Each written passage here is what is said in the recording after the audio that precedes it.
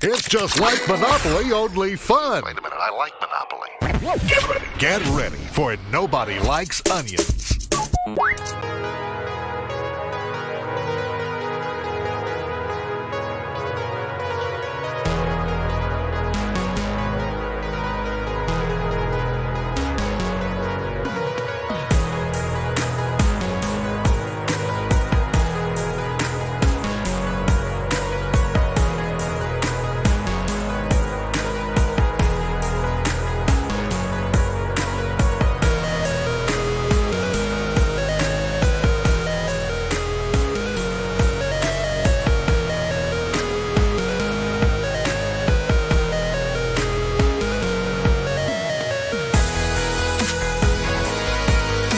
Hi, everybody. Welcome. Sorry about the false start. We do that from time to time over here. I'll tell you what, this OBS has been crashing left and right all day, every day. It's been the bane of my existence, but we're working now. We're running now. We're all good, let's say. Look, I got a lot to talk about tonight. People aren't going to like what I have to say. We got a lot of contentious things to get into. We got a lot of angry men to deal with. And, you know, frankly, I'm upset at the human race tonight. I'm disappointed in just men in general. Looking sharp, finally get a haircut. Yeah. God, I hadn't had a haircut in like 3 months. It was rough. But I finally ventured out of my cave today and headed over to the old Sports Clips. Remember Sports Clips? Did you ever get your haircut there? Deep breaths, brother. Don't tell me how to breathe. I'll do what I want. Yeah, I just got a real problem with men today. Men of every walk of life, of every cut of hair, of every jib that can be cut.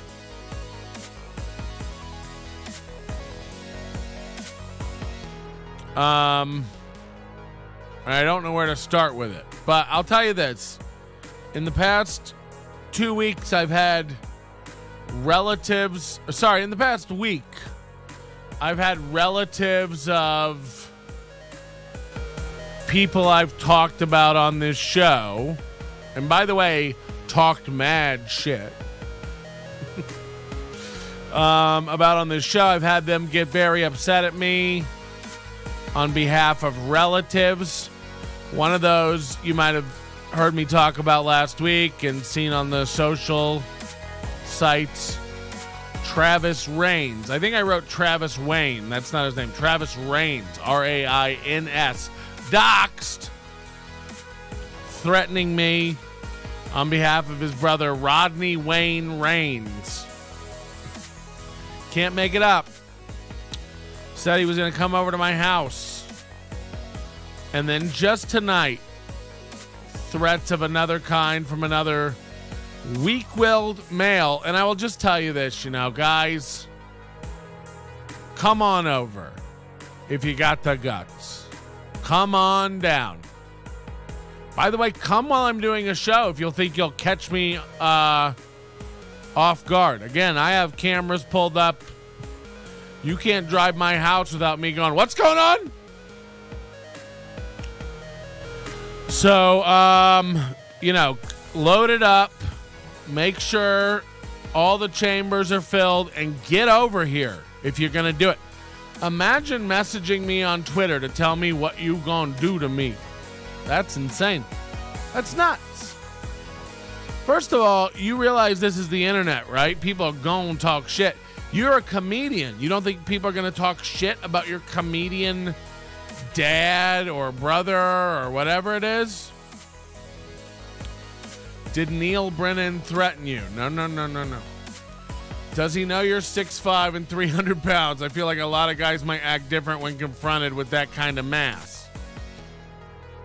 I mean, first of all, I'm not tough. I'm big, but I'm not a tough. I'm tough, but I'm not a fighter. I'm a, whatever. But I don't need to be tough. I have a device that is tough enough for everyone in my household. Fits in the palm of your hand.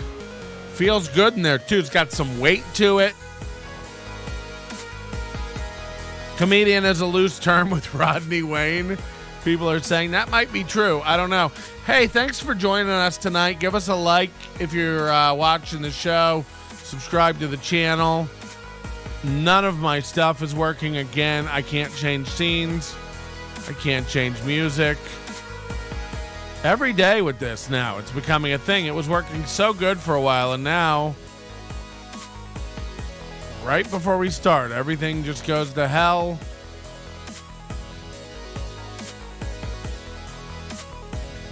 Launch that. Launch that. Launch that. Click there. Minimize that.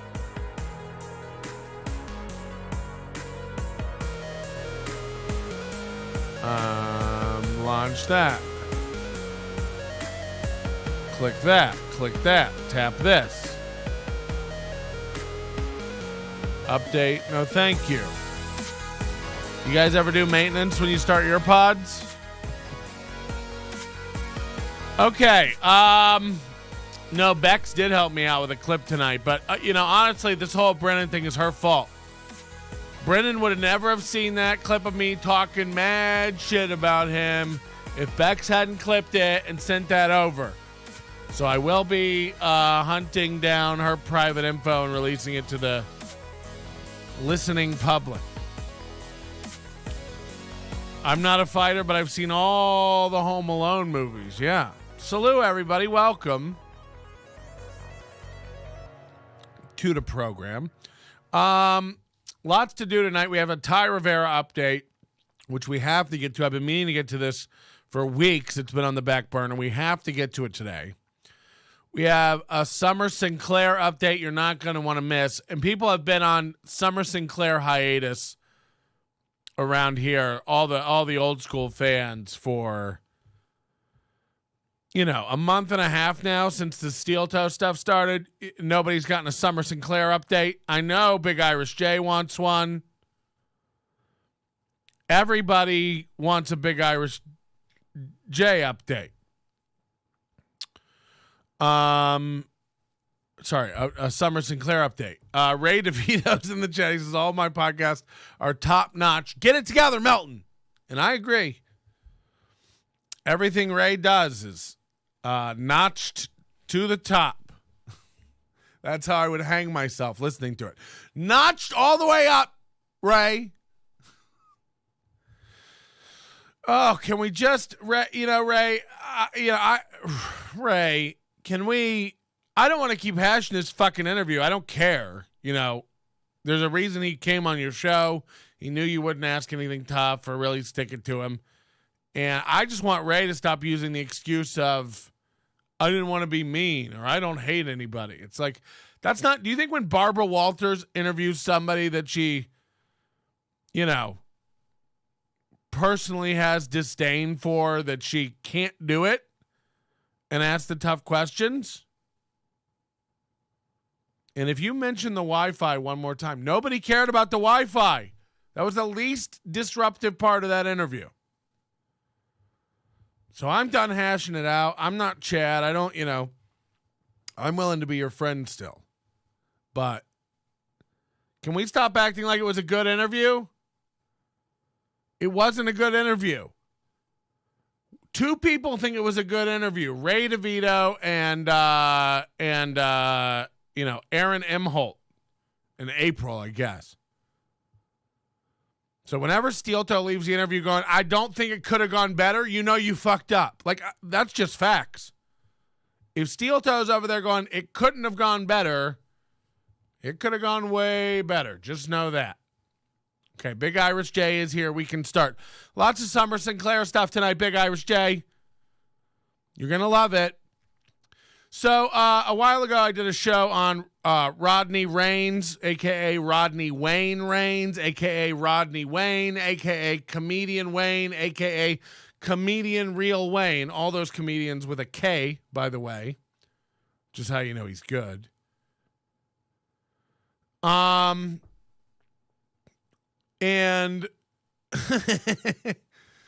we tore this guy a new asshole. Rodney said I was mean. That's what he said. I said, I was a little hard, and he said, no, you're mean. So a grown man called me mean. So again, what a puss. But in all seriousness, I get a text message about a week ago. By the way, again, hit the like button. That should be working now. Great. Could you hit the like button? Hey, Ray, could you hit the like button? Would that kill you? So about a week ago, I got a text from a number, a 702 number, and it just says, is this Patrick Melton? And I responded with my standard, excuse me? Anytime anybody comes in hot to me, they either get ignored or they just get an excuse me back. By the way, there's a car now parked across the street.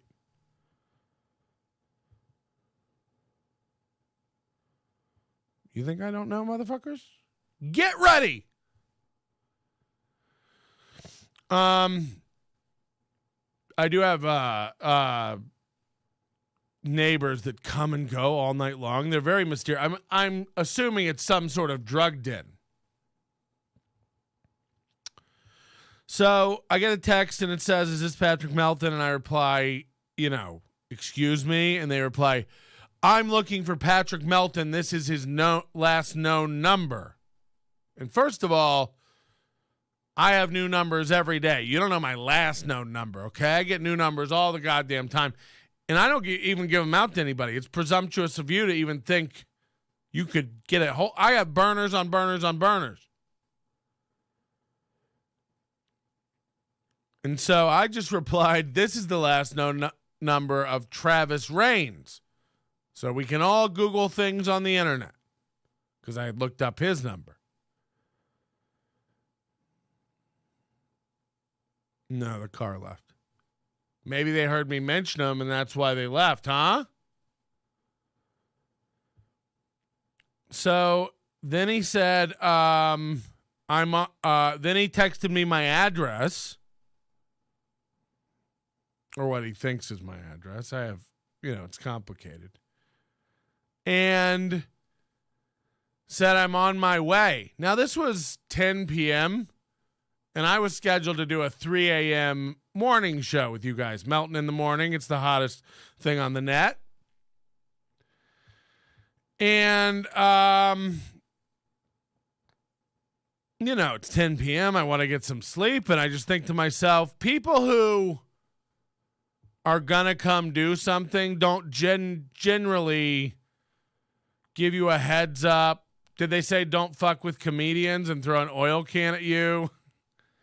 Ray DeVito said, I hit the like button. You other punks better hit the like button or I'm going to sit down with you and give you a hard-ass interview. Okay, I don't think this is the real Ray, but, it's fun either way. If it's the real Ray, you'll have to confirm through text. Say, this is the real Ray. So anyway, I make a quick calculation that this guy is probably full of shit, But also, you can't be too careful. So I want to get sleep. And so I tell my wife, hey, we got a maniac coming over probably. And she gives me she's used to my horse shit. So she gives me her standard, great. And she starts loading up her gun. I start loading up my gun. I sleep with it under my pillow. I got a message. Here we go. It says, hold on. Face ID. Come on. Oh, God. What's going on here? It's from Ray DeVito. It says it's not the real me. So not the real Ray. Everybody know it is. So anyway. I it's dangerous to sleep with a gun under your pillow, but I feel safe. I've never slept better. And sure enough, my alarm I probably went to bed around 11. My alarm went off at 3. No perimeter breaches at my house. You guys think I'm nuts? I'd pull my cameras up and show you them, but I have cameras you can't really see, so I'm not giving away their positions by showing you the layout of my yard. But I'm nuts with this stuff. Ask people, like no like normal house should have 15 cameras around it.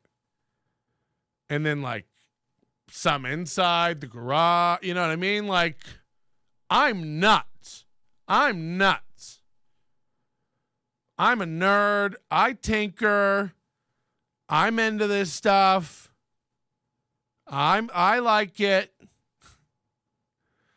So I will get you. I'm seriously, like, I'll have you on 3 different angles if you get near my house. Like, I'm fucking crazy. And it's all on battery backups and stuff. It's nuts. Lenny stinks as I sleep with a pack of cigarettes under my pillow. Ooh.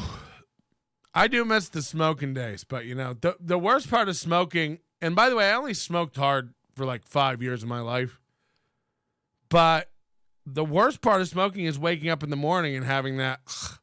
And then really the only way to like feel normal and breathe normal again is to light up another cigarette. You're an internet personality. You're bound to attract a weirdo too. I'll never forget my first, credible death threat was 2012, 7 years into doing this. Of course, Butch Bradley here in Vegas has made several coming over type threats to me. They rarely do it. Butch Bradley texted me once that he was here, as in like outside my house, but you, by the way, come sit outside my house and masturbate. I don't give a shit. That's legal. He got cameras to keep an eye on his smoking brisket. Security is just an excuse for the tax write-off. You're crazy if you think I don't have one on my grill, so I can check it. But anyway, that's neither here nor there. By the way, tomorrow, turkey breast day. Smoking a turkey breast. Very excited about that. We'll be brining it. As soon as this show's over, I'll be throwing it in some brine. Any hot tips on how to stop toilet cams from getting destroyed? Masturbating in front of your house is legal. I'll be right up. I mean, it is. I don't care if you form a fucking line out front and wave pads of paper and pens in my face and want autographs every day. I don't give a shit. Stay off my property. You texting me that you're outside isn't like, I'm telling you, my heart rate doesn't even get elevated at that. If you think, just do it. Just come over if that's what you're going to do. So, the next day I talked to, I messaged Rodney Wayne. Oh, the next day I get a message from, I'll just say it. The next day I get a message from Edwin San Juan, who tells me that Rodney Wayne, awful comedian, is very upset with me, and he will not stand for me putting pictures of his kids in videos. First of all, I already did it. I was scrolling through your Facebook. There were pictures of your kids. I already did it. So you won't stand for it? It's done. I did it. Second of all, if you have a problem with that, I'm not, anyone who knows me knows I'm very reasonable. I'm not after anybody's kids. So a simple message to me like, hey, by the way, there's 1.2 seconds of my child that you skimmed through in a show while you were destroying my comedy and personal appearance. Literally 1.2 seconds of his kid. Message me to take that out, and I'd probably happily do it. The way to not handle it is to text everyone else that I'm a piece of shit and you won't stand for it. It's like, it seems like you're standing for it, you bitch. So then your brother starts, willy-nilly text me. I feel like it's a brother. I can't, I don't see a family tree when I Google the number. Appears to be a younger brother, ex-military, unemployed, injured, who's like, all these ex-military guys are loose kooks. They're nuts. They're all nuts. So I picture this fucking idiot, when he gets done eating pennies or whatever the fuck he's doing over there being retarded, having enough gumption to get in his car and maybe come over here with his .22 rifle or some shit. Good luck. Again, do it and see how this works out for you. I mean, the Wet Bandits got nothing on me. This whole house is booby trap. Patrick, the Wet Bandits didn't booby trap any houses. Shut up. Don't ruin my metaphor. It's just, it's dumb. Like, message me if you have a problem. I didn't go. This is the same thing with Steel Toe. I didn't go find pictures of your kids. You posted pictures of your kids that are publicly available. So when they're publicly available for anyone to see on your Facebook, that's fine. But I make them publicly available on a YouTube video and it's not fine. Why? Because people look at what I do and they don't look at what you do. So successful comedians can't post your kids, just unsuccessful ones. If I was a piece of shit and nobody watched this show, you'd never know about it. You'd never hear about it. But it's like the buzz of Vegas comedy. I don't even do stand-up anymore. And all anybody talks about in this town in Vegas comedy is Patrick Melton and what an asshole he is. So, okay. And then I messaged a guy and I was like, hey, if you got a problem, fucking come tell me. I'll edit out pictures of your kids. Just tell me you're upset. I had no idea you were upset. We made fun of how you looked, your appearance, your social media, your set, your comedy, how you got clowned on Edwin San Juan's podcast. I didn't even know there was a picture of your kid in there. There's another car up front now. Now what? Are you guys, fucking with me? So I removed that 1.2 seconds. I never hear from Rodney Wayne's brother again. He says that he had no idea that his brother did that. And I was like, well, you might want to get him in check. He's nuts. So then I hear a report the next day that this guy, Travis Raines, who's the brother of Rodney Wayne Raines. I know all this stuff is was calling the casino where Edwin San Juan works and trying to start trouble over there by saying Edwin San Juan was making fun of my brother on a podcast. Imagine that. By the way, do you think we're not going to clown you more now? You got made fun of on a podcast for being an awful comic and then you went bitching to people's places of work and made physical threats against them? You're more of a bitch now. You're more of a clown. You're more of a clown to us. By the way, I'll say the same thing while my fucking brain's bleeding out on a pillow when your brother breaks in and shoots me in the head. I don't give a shit. It doesn't make, there's no amount of me not calling you a fucking clown. And your brother a clown. In what world? By the way, people are going Patrick is fearless. I'm not fearless. Everything is on my side. Everything is on my side. You're going to what? Come to my house? How shall that play out for you? Would you like to run it down? By the way, now there's a police report filed so that when I do put a hole in you, because you come over here drunk or high one night, in between batches of meth at your trailer,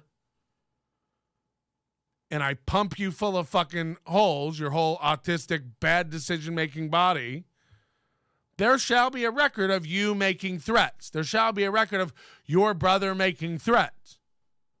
So when you show up at my door, that's how it's going to go down, dog. You ain't getting near my house without me getting word of it. I have sirens that go off in the night. I've been doing this a long time. There's a lot of nuts who can't handle men talking shit. Case in point, another one tonight. Now this shows you how retarded this new guy is. This is a son of a guy from, I don't know, months ago.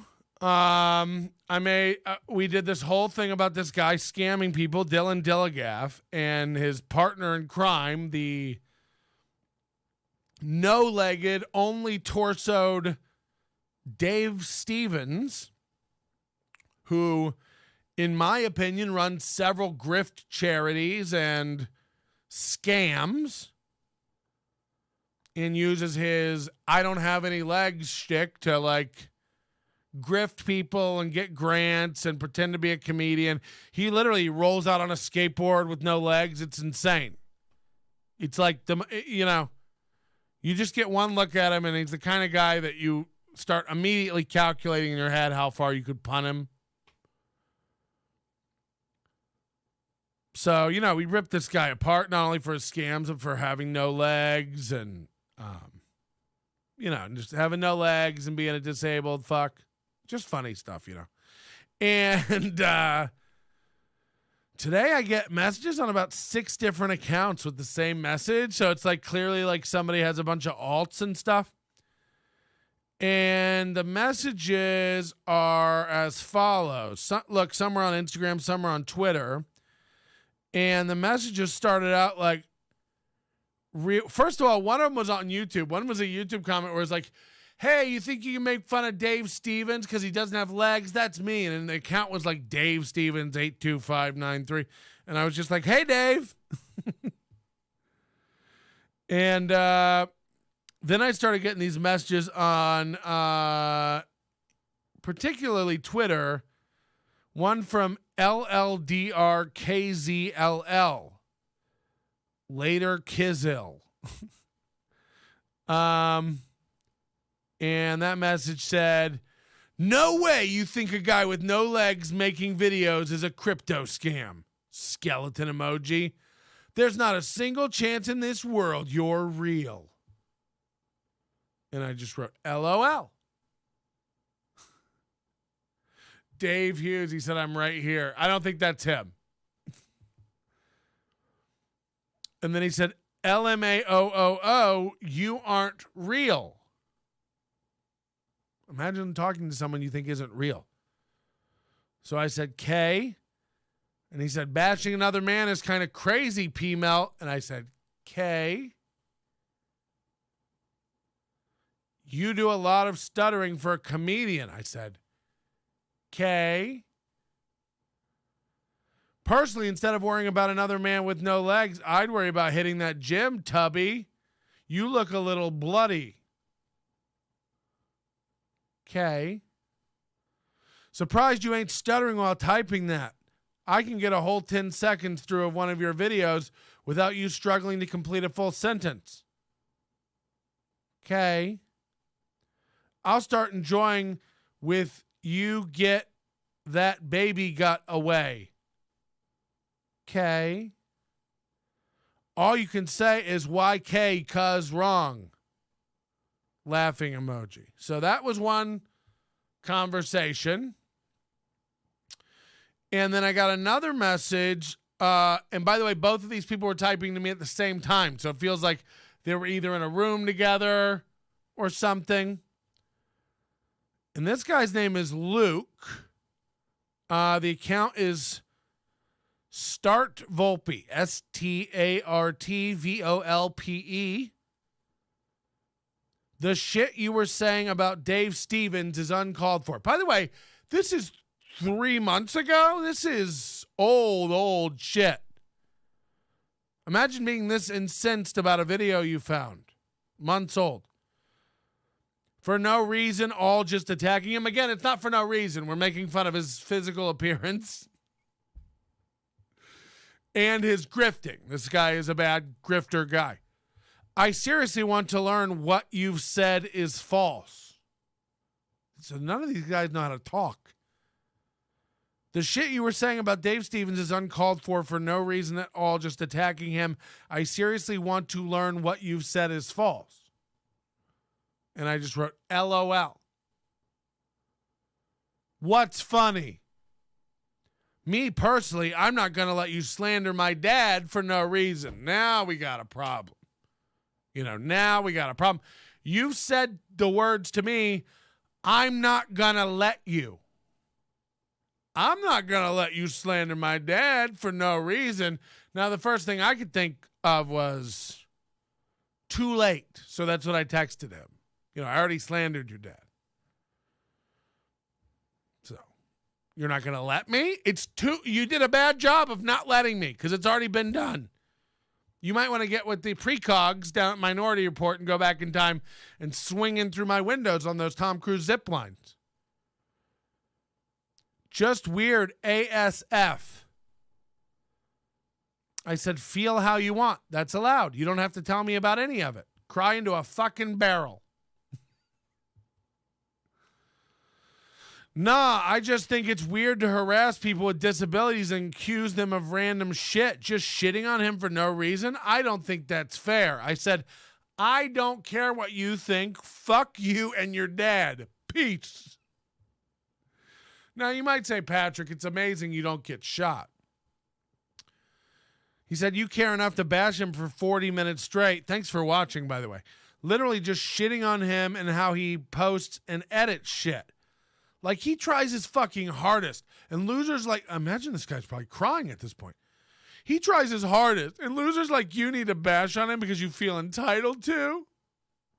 It's honestly just weird. It's like, you've said it's weird. You've said it's weird. Move on. Move on. I get that it hurt you. Again, you've already said you're not going to let me. I said, wah, you done yet? He says, nah, I'm not going to let some pussy talk shit about my dad. And I just wrote, LOL. Grown-ass man, by the way. Who? You? Because your dad isn't. The leg part. Got him. Oh, my sound's off. God damn it. This whole show. You're right, Ray DeVito. Maybe we should just can it. Comedians are supposed to be funny. And I said, make some tea. You'll feel better, ma'am. Actually, wild grown-ass man and claim to be a comedian, but your humor is making fun of people with disabilities. It is. It is. Homeless people, too. Homeless people, too. By the way, cool boy, I went over to your channel and, what happened? Some videos were missing. I was trying to find the Kevin Brennan clip for tonight. I said, maybe take a walk and that'll help, honey. This guy's just venting, But I can't imagine another grown man saying to another, if you say you're not going to let me do something, you have to kill me now. You have to shoot me. You have to murder me now. You can't say you're not going to let me do something. And then I do it. I do it and I laugh in your face. And then I say, fuck you and your miserable man-made midget half-man dad. What do you want me to say? I'm fat. Your dad's not a full man. These are just universal truths of the internet, of the universe. Melton, you seem to have a leg up on things. Yeah, 2, as a matter of fact. Imagine messaging a man and being like, I just don't think it's fair. I'm not going to let you. And then follow that up with, I just think it's weird. I just think it's not fair. I just think it's weird. Kevin struck my channel, so I had to take the vids down. Kevin said people could post MLC vids, but then struck me without warning. I might have shown the URL on my stream, man. I'm sorry about that if I did. Because I like your stuff. Castle Doctrine Melton. Yeah, you're not going to tell me. I'm in a perfectly good position over here. Don't fucking worry about it. Again, it's just an insane thing that you don't know who you're fucking with. You have no clue what you're dealing with. I make people uncomfortable with the number of rounds in this household. You're fine. My beef is with KB. Mine, too. Anyway, if either one of those people want to fucking come get some, come do it. I'm not scared of any of you. Fuck your little half-man dad. Fuck Rodney Wayne. Fuck Travis Reigns. Fuck Luke Stevens, who I guess is Dave Stevens. I don't know if his name's Luke. Fuck you all. Your dad's a midget. Your dad's short. No legs. Pees through a tube into a bag. Rides out on a skateboard. Can't do comedy. Is that enough to come stop? I'm not going to let you. Come do something fair. Giving them my all. Whew. Okay. Almost got hate crimey there. So so I made a joke video about Kevin Brennan and the Misery Con, which this looks like it's going to be happening. This Misery Con thing, we're going to do it. October 20th through 22nd are the tentative dates of it. Skankfest is a couple weeks before that. This ain't Skankfest. It's going to be a sad clown party. If Skankfest is like glitter and strippers, this one is like saggy tits burned with cigarettes. You know what I mean? That's the difference in the vibes between these two conferences.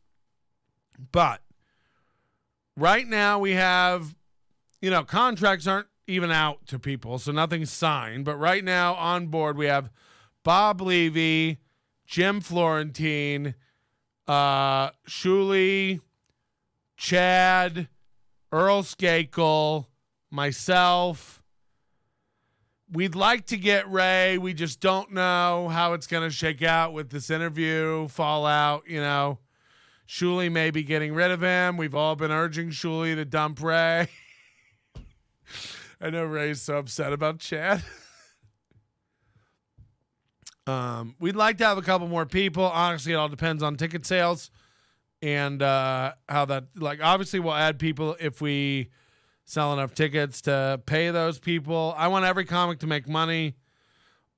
All those guys have to come over from the East Coast. I can't pay them something ridiculously insulting, but obviously the guarantees are going to be low for people. I guarantee you $1,000. I guarantee $500. Those are going to be the guarantees. But obviously the headliners, the big guys, we want to pay a little more. But I've come up with a solution for that that'll allow everyone to make more. How are you going to handle all that ego in one room? I think it'll be fun.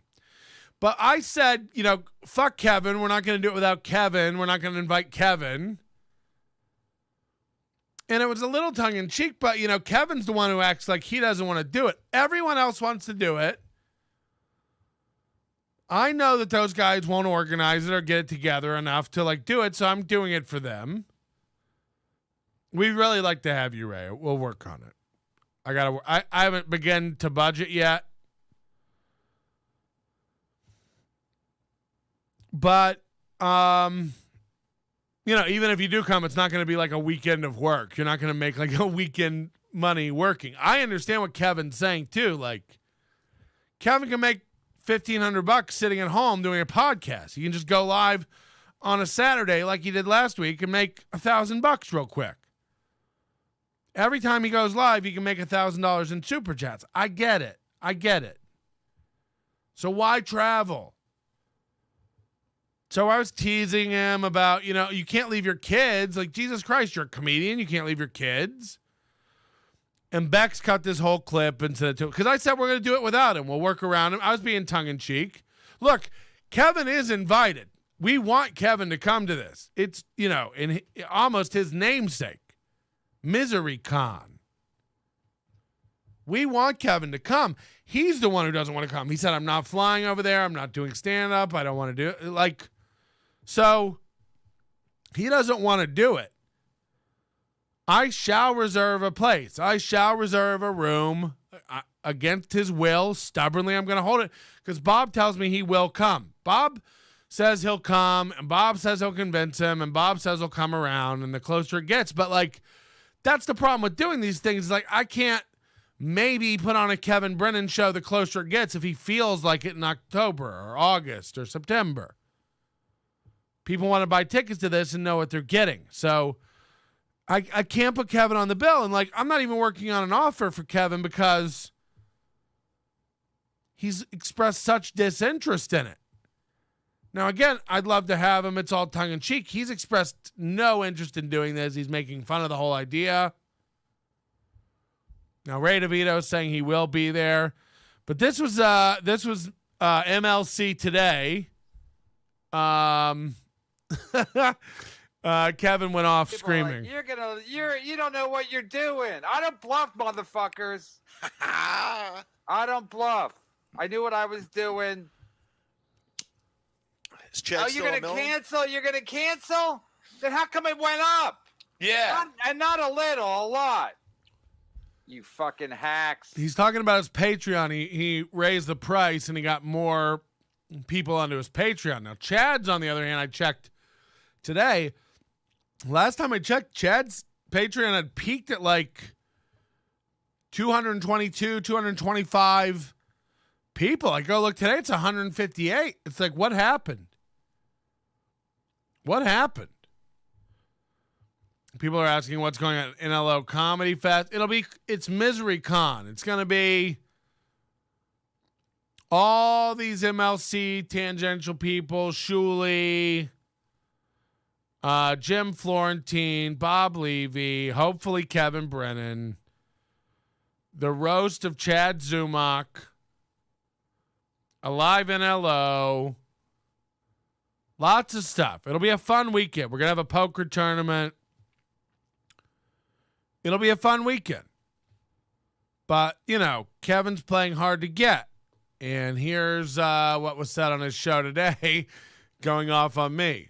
And now I'm getting threatened. Melton's going to have the fucking rom-com in Vegas without me. And now I'm getting threatened because Bexks cut this clip. He's calling it rom-con. Melton's going to have it without me. Oh, I'm scared. I'm petrified. Is he going to fly to Atlantic City in August? We'll do it without him. Do it without me. We'll do it without him. Do it without me. It's like, yeah, I mean, we have to. You're saying you don't want to come do it. So it's funny. Look, he doesn't even know my fucking full name. So I take all this with a grain of salt. This is why I love Kevin Brennan. This is fucking hilarious. I love this. He's screaming about having to come over here and do a show. It's so good. Think I'm fucking going to Vegas? Oh, I'm a Lenny? Am I? I'm a Lenny. So he's Kevin does the same thing Sealto does a little bit, where he like makes up something I said and then fights me about that thing that he made up and then declares himself the winner. And it's like, I don't know who Lenny is. I don't know who Lenny is. I don't know who he's talking about. So I don't even know what the fuck this is about. Oh, I'm a Lenny. I'm a Lenny, Melton. You think I'm a Lenny? It's like, I don't know what you're talking about. I never called you a Lenny because I don't know what that means. Got more credits than all you motherfuckers combined.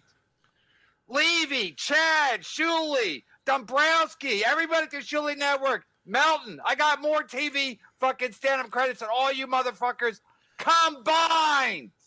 Woo! But I'm a Lenny. Everybody's like, woo! He's right, by the way. Because I won't get on a shitty fucking plane and fly across the... Why is he doing this to me? I don't know who Lenny is. I never called him Lenny. And he's like, oh, but I'm Lenny? But I'm Lenny? It's like, what? Because I won't get on a plane? Can't you then fly back? Maybe get $1,000? I don't need it, Melton! Maybe get $1,000? I don't need it, Melton. First of all, no one's offered you any money. No one's offered you any money. We haven't even talked about it. You said I'm not interested. So, like, again, now he's making up an offer and shooting the offer down because it's too shitty. It's like, it's so weird. By the looks of it, you're watching an old MLC from the early 2000s. Lenny is MLC lore. You don't want to be a Lenny, trust me. Instead, he e-begs his entire show. Comic who doesn't leave his home. Got it. Today on Ray's show, Ray thought Win by 2 was roasting him, but Win by 2 was actually comparing Dave Landau's special to a mediocre comedian special, a.k.a. Ray DeVito's. I don't know what you're talking about. Cool Boy says, after recording hours and hours of KB, I've come to find out that he says all kinds of shit that are made up. Yeah. Look, I'm not. This is every time he rants about Melton, I find it an honor. I'd like to cut all these and make it into a fun song. So yeah, I mean, look, it might be $1,000 or $2,000 that I can pay him to come out. You know, he's like, I don't want to do the stand-up show. It's like, well, okay. You're making it hard to pay you more money. You know what I mean? Like, you don't want to do anything. You don't want to say anything. In the early days, MLC days, Kevin wanted to do live shows, but Lenny wouldn't leave the city. Oh, I get it now. But I don't know who Lenny is, and I never called him that. I want him to come. Let that be known, you know. Melton's threatened me. They're going to do it without me. It's like, I mean, nobody's threatening you. It's just a comedy show. We're going to have a fun weekend. We'd like you to come. Fucking hack. Oh, he taught Marin how to, did he? Then how come he's trolling a fucking no-name from Minnesota? Yeah, it was fun. It's like, what? I didn't teach Marin how to do anything. And then he's like, why is he trolling? That's like, last week he loved it. Last week you loved it. Wow. I've never made a fan and lost a fan so quickly. On for a couple of weeks. Now it's like... People are saying this is Irish negotiation. Yeah. It's like watching the Shuley and Stuttering John debacle. Enough already! Adam, call this enough already. Already? It's too early to call. Yeah, we're only like 2 minutes in. Yeah. You fucking hacks with your threats. I'm not gonna be invited to my own festival. Again, it's not your festival. It's not your festival. Like, we'd like to have you, but you're not throwing a festival. I'd like to throw it in your honor. You're welcome. No one's, again, like, imagine thinking any of this is a threat. Well, you think I haven't been invited to my own party before? I have. You think I haven't been invited to my own party? I have. It don't really leave a mark. I'll be fine. Go ahead and have it in Vegas without me, Melton. You have my blessing. Oh, that's nice. I'm scared. People are mean to me. I mean, wow. So, like, this clip was very tongue-in-cheek. I assume he's just doing a tongue-in-cheek response back. Oh! Which I find very, very funny. And everyone still says he'll be there. So you're not coming? I'll do whatever the fuck I want. I love if he says he's not coming and we don't have to pay him anything and he just comes anyway because he can't bear not to be there. He's like, I do what I want. I'm here. And it's like, great. Check-ins over there. I hope there are rooms available. People would like to. I'll do whatever the fuck I want. If I go, I go. If I don't go, I'm not going to inconvenience myself. See, that's what I mean is like, you know, you guys want to plan, especially a trip to Vegas. You guys want to plan and you want to know if I come, Bob's going to be there. Chad's going to be there. Ray's going to be there. Florentine's going to be there. Skakel's going to be there. Melton's going to be like, if you got here and all these guys last minute decided they didn't want to come, you'd be mad that you bought an expensive ticket for the whole weekend for all these shows that aren't going to happen. So imagine trying to plan this around Brennan being like, maybe I'll come, maybe I won't, but I won't inconvenience myself. So it's like, what do we wait till the Friday of and you wake up and decide whether you want to get on a plane or not? By the way, do I have to buy a plane ticket that we just cancel if you don't want to come? Like, what I love about Kevin is like, he's so unreasonable, he would yell at himself in a heartbeat. Like everything he's throwing a little tantrum about right now, him tomorrow would yell at him for. What do you want them to like plan it all around you and then you just make up your mind the day of? That's not how it works. Not knowing whether you're coming or not doesn't sell tickets. People are going to troll me and they're going to call me a Lenny. And then I'm not. Who's calling him that? So someone must have seen that clip and people started calling him that. Because this isn't at me. Because my clip was way more fun and cheek. Real comic? Okay. Then how come I got on the TV stand-up credits? What do you guys got? Live at Gotham? Two of them. Dombrowski has that. That means it has no show. value. Comedy Central's Today Show. Dry Bar. That was in a Netflix Howard movie. TV. Then Kevin like loses it about like no TV credits. It's like what? It's like, do you think that like a Netflix special doesn't have as much value as your old Comedy Central Presents? Do you think a Dry Bar special doesn't have as much value as your Comedy Central Presents? No TV credits. It's like, oh, okay. Who are you, Douglas Fairbanks? Nobody's been in more silent movies than me. It's like they don't make those anymore. See? I'm the best. No one's been on more comedy television programs than me. There's only 2 of those in existence left. See? Like, I've been on Conan. When are you going on Conan? It's like, never. That's not a thing anymore. No one wants to be, like, if you get a choice between a Dry Bar special or going on a late night show, take the Dry Bar special. Please. Are you high?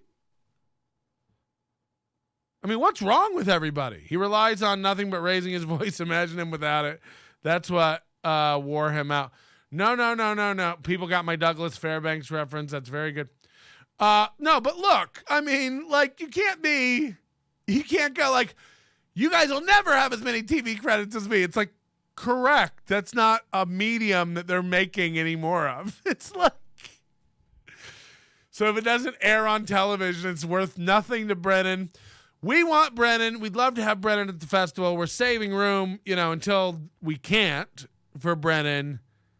Once it launches, once it's real, once tickets are on sale, it'll be great. And what I'm going to do, I'll just let the cat out of the bag on what I plan on doing. Every personality that's coming to the event will have their own coupon code for tickets. So you use whoever's name you want to buy tickets. Bob, Kevin, Chad, Florentine, Skakel, Melton, whatever the code is, those people will get paid more according to how many tickets sell by their code. So I'll give everyone a guarantee. Everyone will have their flight. Everyone will have their rooms. And everyone will get paid a guarantee so that nobody goes home with no money, or, you can at least gamble while you're here and stuff. But you shall have the ability to make more money if you sell more tickets. That means Chad could get paid more than everybody if people want to make that a meme, that they buy Chad's tickets with Chad's code. I think that'll be fun. Ray DeVito said I was number 1 on Dry Bar for 3 weeks, and I closed out an open mic in St. Louis last week. We're fine. Look, I didn't say any of it would move the needle in your career, but you have a Dry Bar special. It shall get cut up and added to compilations and be seen by millions of people. It will be seen by millions of people. You do a set on fucking Fallon, or I don't even know what's still available to do a set on. Kimmel, who does comedians? You go to a set on there, you're lucky 500,000 people see you. You know what I mean?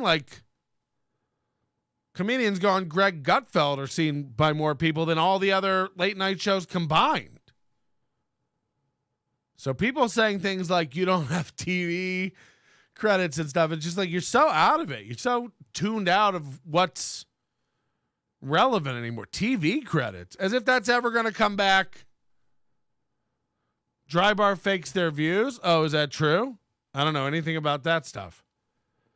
Kevin is directionless. Look, he's not directionless, but Bob's right. You know, I've talked to Bob quite a bit about this stuff, and like, you build the online fan base by going out and mingling with people and doing these live events, and there's no reason they couldn't do 4 cities like this with some sort of a tour every year. And it grows the fan base, it energizes the fan base, it commits the fan base. And when you're just like, why would I go try? I'm making $1,000 at home every day. And he's making 1,500 in super chats every day, 2,000 in super chats. It's like, I understand how you'd be reticent to go out but it's like, do you think this gravy train lasts forever? You're just as ignorant as steel toe. It's like the economy changes, things dry up. You could have 0 super chats by tomorrow. I haven't had 1 super chat tonight. You think I'm folding up my table? No, my income doesn't depend on it. I'd be insane if all of a sudden I started making $1,000 every day in super chats. It was like, great, I never have to do anything else again. It'd be so short-sighted and weak. Thank God for the overdose. Head over now, use promo code SCRIMP, save 20% off. Brings it from $10 to $8. Get access to everything we have ever done, including RSS feeds, audio versions, and more. Support the show. This is the best way to do it. The most direct way to do it that supports me the most. $8 a month. Join the overdose. NobodyLikesOnions.com/overdose. Or buy some merch, different channels for making money. Hit the like button. All the plugs in there. Slip them in. You can always bag into a hype train. Choo-choo. Yeah, you can. But then you're doing hype trains for the rest of your life. I don't want to get on the retard railroad, frankly. You know what I mean? Imagine if I had to do a hype train every show. Like that. I don't want that pressure. I don't want that necessity. Okay, you don't have to do it just because I said there was no super chats, but I appreciate it. Oh, it's Deitois too. She's great. Or he. Your gender is your business. Change this mojo. I do appreciate it, but this is what I'm saying is like, I can't rely on that. We'll have very good super chat shows. We'll have super chat shows where we don't get much at all, and I can't pin my hopes and dreams on your wills and whims to throw coins at me while I dance to Crazy Train on stage wearing nothing but milky transparent pasties. Brennan killed on Conan in 1995. I don't have Red Band's phone number. What the fuck is that about?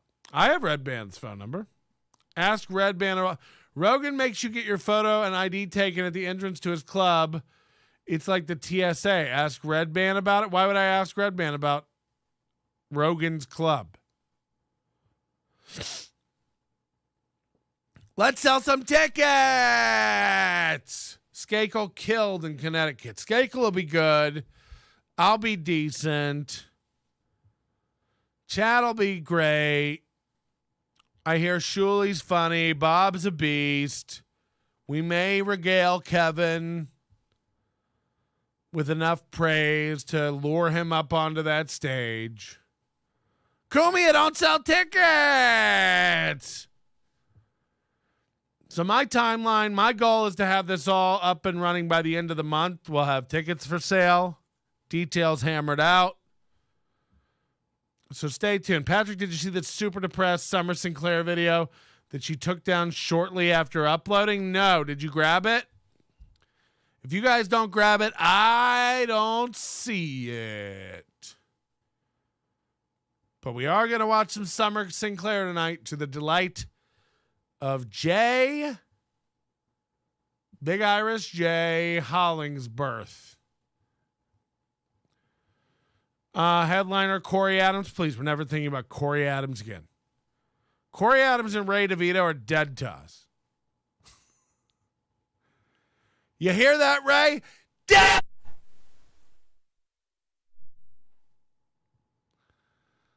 Get Stevie Lou to do a set. I hear he's a killer. Stevie Lou doesn't even... Beck sent me some video of Stevie Lou tonight. She's like, Stevie Lou's talking shit about you right now. And I said, I can't even click. I can't even be bothered to click it. I guess he was on Ray DeVito's show. She's like, oh, Stevie Lou's talking shit about you right now on Ray DeVito's show. And I said, I can't even. Stevie Lou doesn't even wake me up out of a girthy slumber. You know what I mean? Oh, is Stevie Lou doing something? Let his 300 followers fucking, go enjoy it. Stevie Lou. Don't bring that around here. Stevie Lou and Corey Adams are the same. Corey Adams has 1,000 followers, Corey Adams is miles ahead of Stevie Lou. Stevie Lou is, Corey Adams was on a show that was being heard by 1,000 people every day. Stevie Lou's in the chat room cucking out, begging to be a moderator. These two guys are not even, imagine, and Ray's to even let Stevie Lou on your show, I don't even know, is that something Shuli even allows over there? Where's my mouse cursor, and how come I can never find it when I need it? Okay. Summer Sinclair has a new acting reel. And if you've never seen Summer Sinclair, I think it's a great place to start with her, is her acting reel. She also has a new video up from a couple weeks ago called Wise Guys Awesome Set. Now, all these comics, all their videos shall be at Wise Guys Comedy Club, because Wise Guys has 2 open mics a week. They let you get a killer 3-minute video. The crowd's always hot. So if you see comics and they have a 3-minute killer video from Wise Guys, you know their shit. You know their shit. If it's a 3-minute video and from Wise Guys, they're open mic frequenters and they're garbage. 100%. This is Casper. This is Ty Rivera. This is Summer Sinclair.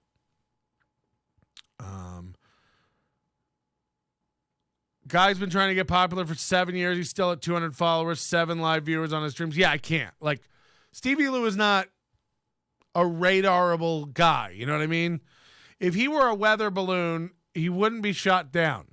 He wouldn't even be followed by airplanes out of interest. He would just be ignored. Is this the old bird? I don't know what you're talking about. But let's watch her acting reel, Summer Sinclair. This is going to be good. She's good. Good morning, Stella. Good morning, boss. Now, I know it's your first day, so I'll take it easy on you. Let's start with checking my messages. Boss, it's making a weird E sound. Press the gray button. What? Gray button. Who said that? Me. Boss, there's somebody here, but don't worry, I'll protect you. Stella, put the phone down. Oh, thank goodness you're safe. There was an intruder here, but I scared him away for you. Okay, forget the messages. How about coffee?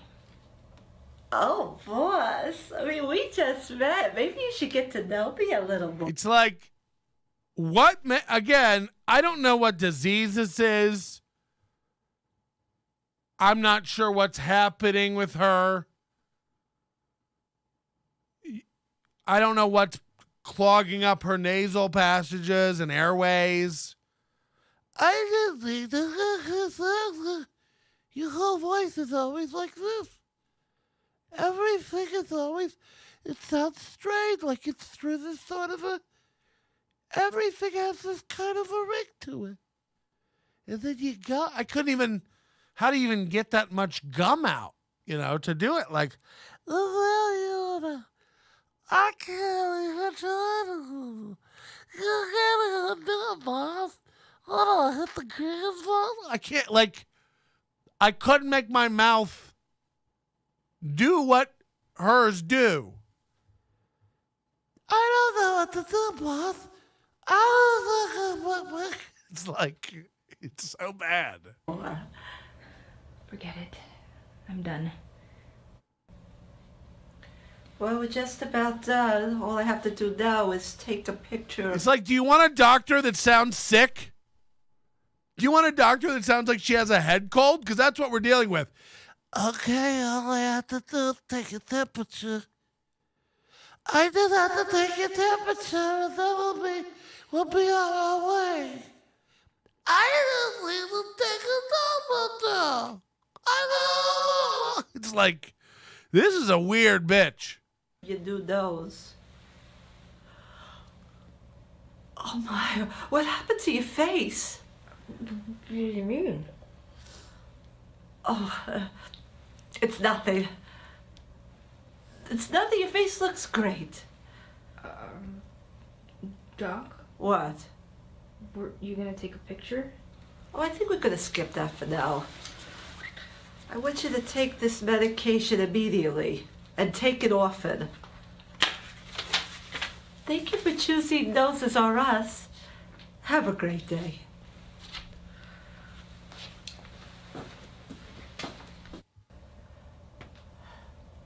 Robbie, let me have another gram of Coke. You still owe me from last week. Yo, what are you doing here with your kid? Well, I couldn't leave her at home all alone. That would be really irresponsible of me. I can't be doing drug deals with little kids around, man. What's wrong with you? I'm doing what's right for my kid. Look, I got $20. I just need something. What do you have for I mean, that's a 5. You know, and like, how are you getting a line of Coke for $20? $20? That's a 5 and nothing. What you need is to get her some food or milk or something, whatever they eat nowadays. Robbie, I really need this. Please? Sorry. Wait, Robbie! So that's called New Reel, and it's her new reel. Again, who told this woman you should try acting? You belong in front of a camera. You should speak for a living. People are saying Lot Lizard, Trans D Snyder.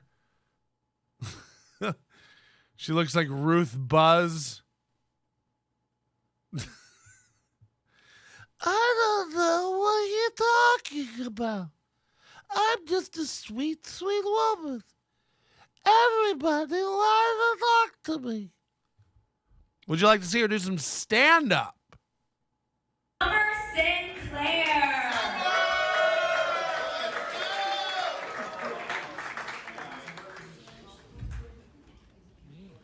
I think I'm gonna write my set right now. Done, I'm ready. I gotta write my set right now. Done. People, they always tell me that I look like Sarah Jessica Parker. No, they don't. No one says you look like Sarah Jessica Parker. Is there a horse joke coming? You think I look like her? Like, in what world? People are like, so she's actually retarded? Yeah. Well, I think it's crazy. Because I never had sex in the city. But I was a whore in the country. What the fuck? This is called, why?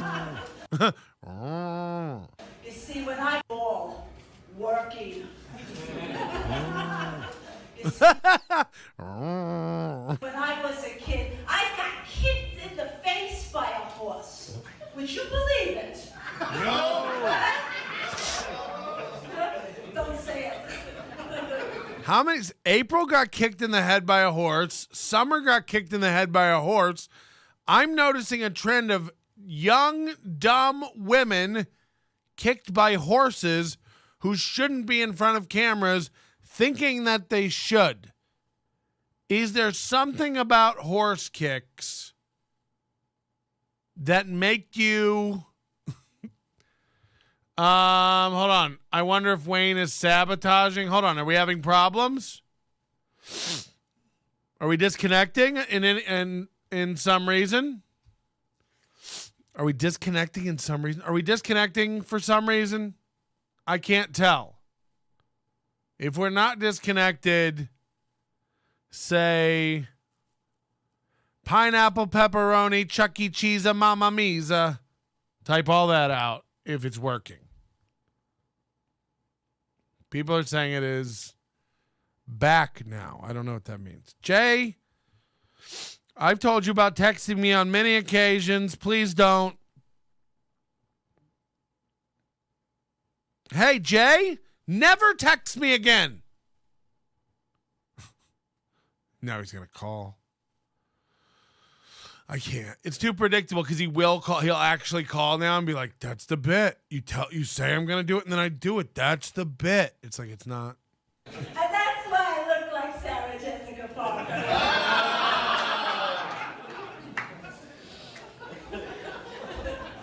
The rats in Brooklyn, where I'm from, are so bad. In my last apartment, they ate my food. They shitted on. What is with these people too? They always like every amateur person who films something has to make half of the shot headroom. Like, what have you ever watched where all this space is headroom? The floor. One even bit me on the neck. And I was like, hey, you could stay, the rest gotta go.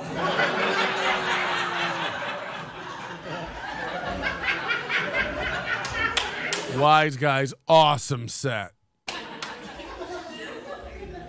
She has 20 subscribers, guys. These are Stevie Lou numbers. They hear about this. Doesn't Stevie Lou have 18 subscribers on his YouTube? That's fucking insane. Called vaping. Huh? Yeah, you know about it, right? Well, it's this trend on TikTok that these women are taking their vagina. High ceilings are the sign of wealth. That has nothing to do with how it's framed. Filming your high ceilings while you're neglecting your subject is not a sign of wealth. It's a sign of being poor as fuck. Putting it all over their bodies. Well, I don't think that's such a good idea because these women think that it's going to attract a man. The only thing it's going to attract is a stray dog to piss on them.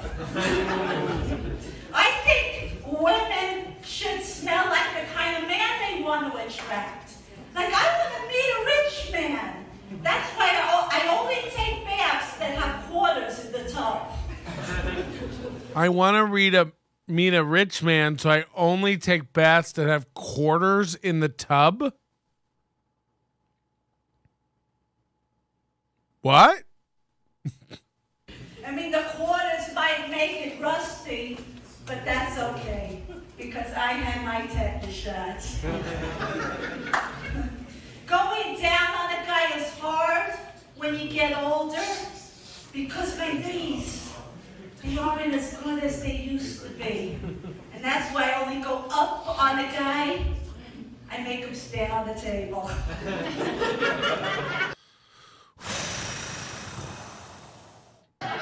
There's still some volunteers right there. Jesus.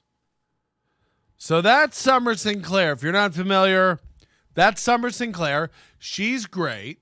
She's great. And I hope you're familiar with Kitty Pineapple. If you don't know Kitty Pineapple, it is a correct term for the pronoun. It is a thing that recently became a woman. He was a male comic named David Lee. Now it's a female comic named Kitty Pineapple. Same shitty jokes this guy's been doing for 15 years. Can't get any traction. Bomb City, Bomb City, Bomb City. Now he's on all these women's shows as a woman. And, of course, doing Filipino shows, trying to pretend that they're the trans Joe Coy or something, only It's the worst stand-up comedy ever. This is Kitty Pineapple.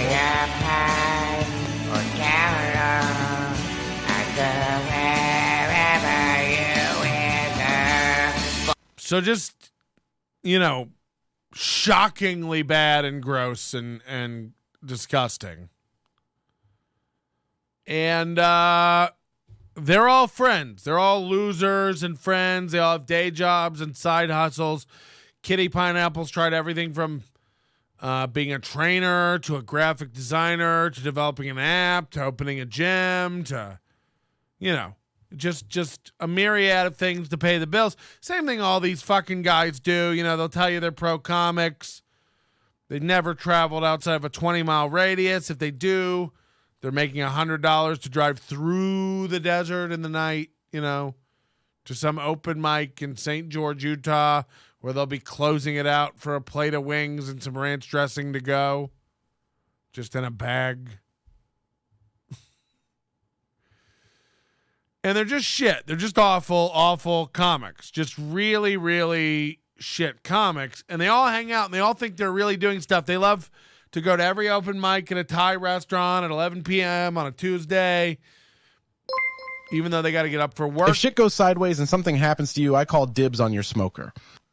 Is that Josh?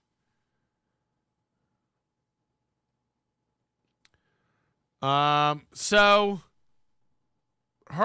Summer Sinclair, Kitty Pineapple, and a bunch of other idiots got together and decided they were going to film a pilot for a TV show. And that show is called Girls Like Us. And they put it up on the internet like a bunch of jabrones. And it is everything you could want in a pilot. And it's great because it's 5 minutes long. And it's almost like Corey Adams, putting up that teaser for his first podcast where it's like, well, this made me never want to hear ever again. This made me never want to hear another bit of Corey Adams or his podcast. Sounds like garbage, right? Well, that's what this pilot is. Girls Like Us, episode 1. It's been up for 13 days. It's got 122 views, so probably getting picked up soon. And again,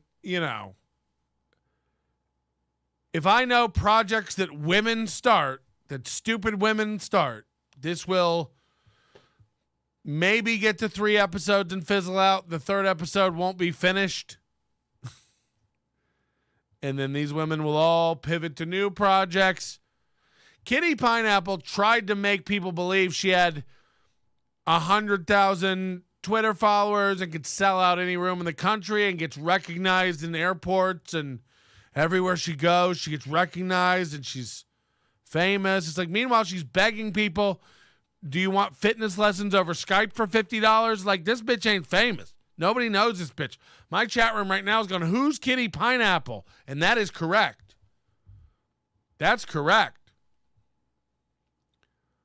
So here's the pilot they shot. Summer Sinclair, Kitty Pineapple, and a couple other fucking doofuses. Let's see if it's any good. And by the way, this is filmed well.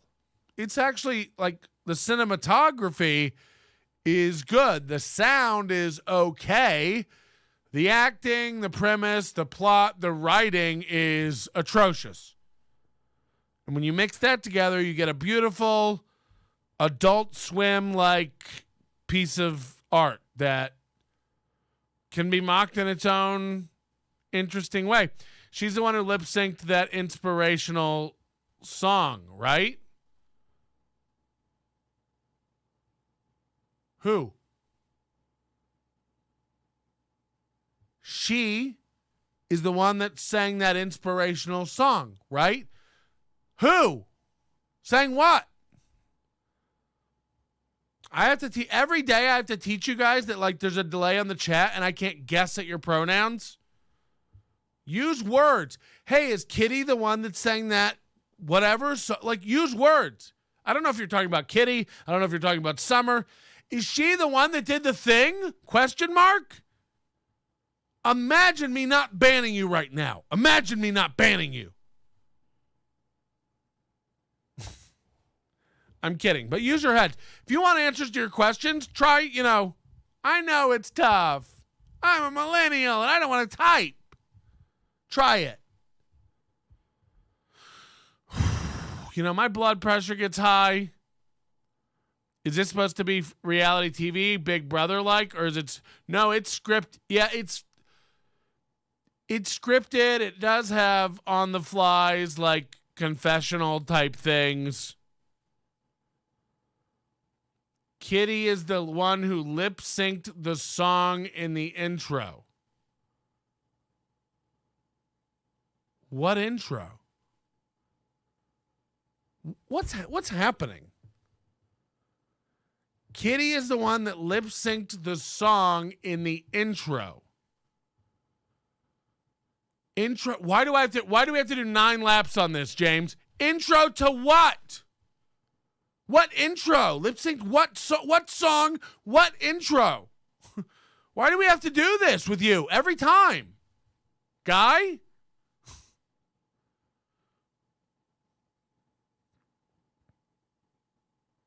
And now I'll wait. Angry-eyed Melton is scary. His face gets so red he's going to... I'm fine. But, like, why do we have to do... Why 90 laps on everything? And then stupid Big Irish Jay comes in and goes, you just played a Kitty Pineapple song, dum-dum. She wasn't lip-syncing in that, and that's not an intro to anything. It's a meme. I hit a button. It's a clip of a woman singing. James is going, is she the one who lip-synced the song in the intro? What intro? What song lip-synced? You started the stream tonight with a song about second chances or something.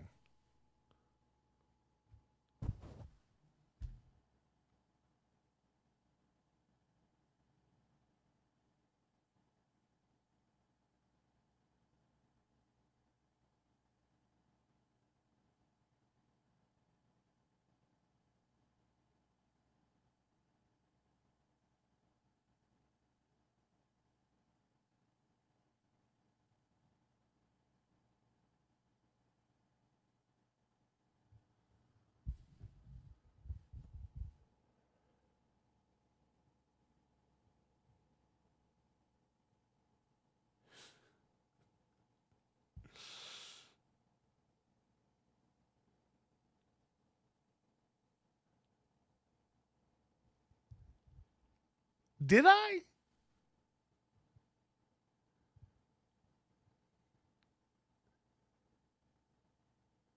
You started the show tonight with a woman lip syncing a song about second chances.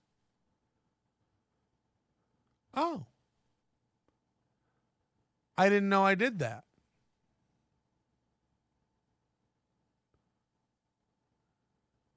I don't think it's the same woman, because the thing you're saying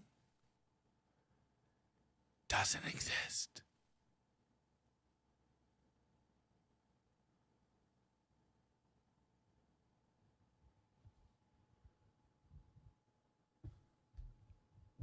Should I leave or should you? You started the stream tonight with a woman lip syncing about second chances.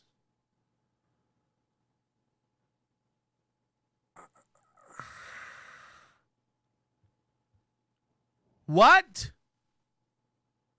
Like what?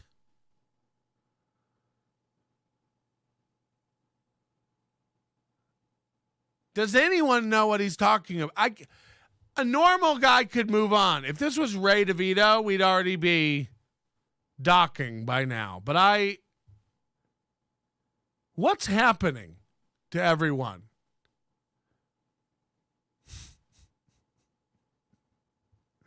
Like, I'm really cracking over here. Because we started the show up. I talked about two guys threatening me. Then we did the Kevin Brennan stuff. Summer Sinclair. And now we're about to watch this. And you're really smart and have a great memory. So when you go, what about the woman lip syncing at the beginning of the stream tonight for 2 minutes about second chances? Is that the same woman? And then I go, I don't remember a woman lip syncing tonight. And then Jay goes, you just played Kitty Pineapple singing. And then I go, correct. I didn't play any woman lip syncing tonight. And then everybody goes, I don't get what's... So here's James again trying to gaslight me and make me feel insane. Says, I don't get what's hard to understand. When you first turned on the stream, you played some music before you started. It's like, okay. So now, when I turned on the stream, I played Weezer and The Greatest Show by Hugh Jackman and Prof. But you're really smart. And you said, is it the woman lip syncing that song at the beginning of the show? So I'm trying to figure out where you saw a woman lip syncing a song about second chances at the intro of the stream. You said it was the intro?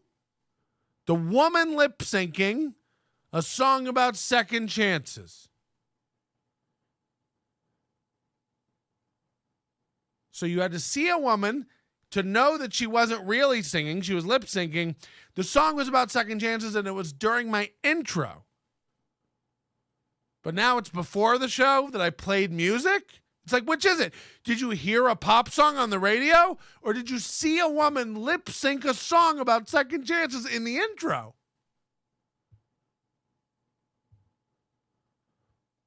This is like when me and my wife talk, so I don't.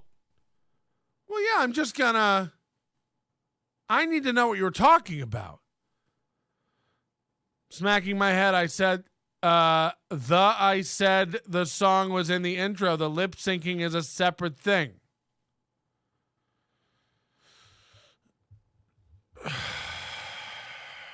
Scroll up. Because I just don't like to be wrong. There's a video of Kitty with her face painted lip syncing. You played the song earlier. Okay.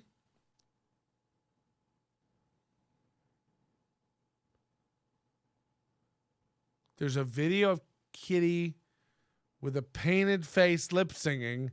I played the song earlier, but that's a separate thing than the music before the show. So why did you bring up the music before the show then? You're bad at reading, Fatso? I mean, this is not me. This is not me. You said the woman... I haven't played a video of a woman lip syncing tonight at all. Beginning of the show, into the show, intro of the show, before the show, pre-show, after show, during the show, boot up a show, reboot a show, middle of show, changing topics of show, intermissions of show, interstitials of shows, after topics, before topics. I don't have a video of a woman lip syncing here. So you're right. Let's throw out the music I played before the show. I don't know why I brought that up. Oh, wait, you did. That's a different thing, Patrick. Why are you bringing that up? You did. So now where is the goddamn video with the face paint and the lip syncing? Where?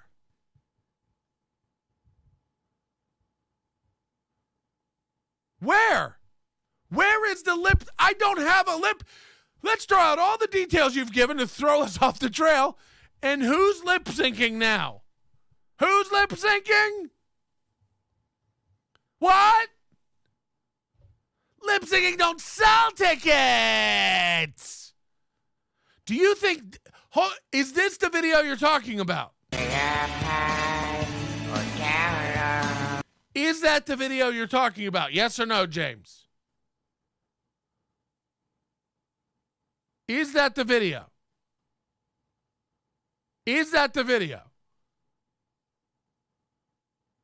No, not this one. Not that video.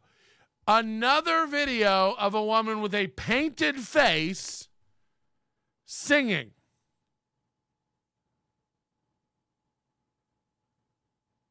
So now I gotta know. What's the other video I played of the woman singing tonight? Does anybody want to refresh my memory? Because James is in the chat going, everyone else gets it. No one else is getting it. What video, everybody? Tell me, please. Set me straight. James has its tubes mixed up. I'm sorry I defended James. I'll be at the lake if anyone needs me. She has words painted on her face and chest in the video in black and red and white. Okay, I think I know what's happened here. James is a broken bitch!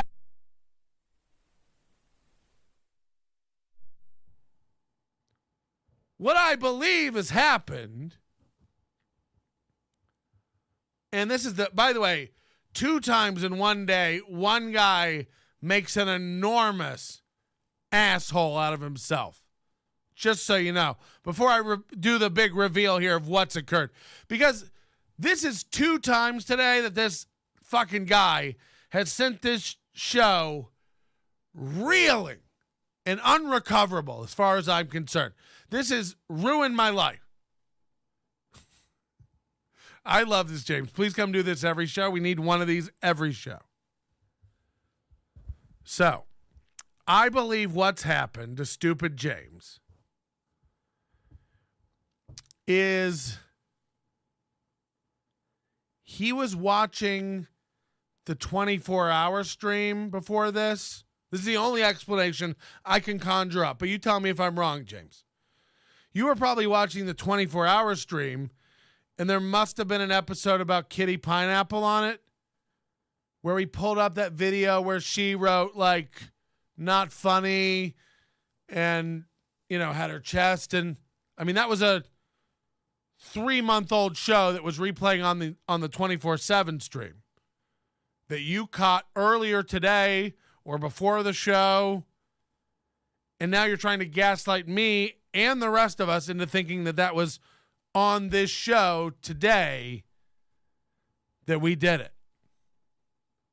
So that's what's happened here, James. There was no woman lip syncing today. It is Kitty Pineapple, the woman you're thinking of. That was not on today's show. That didn't happen here today.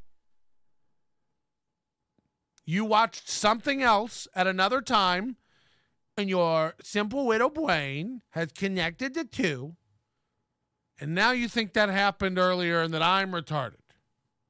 Okay? So apology accepted. You're one of the worst people. Don't ever try to fucking come in here and be like, hey, retard, you can't read. You're dumb.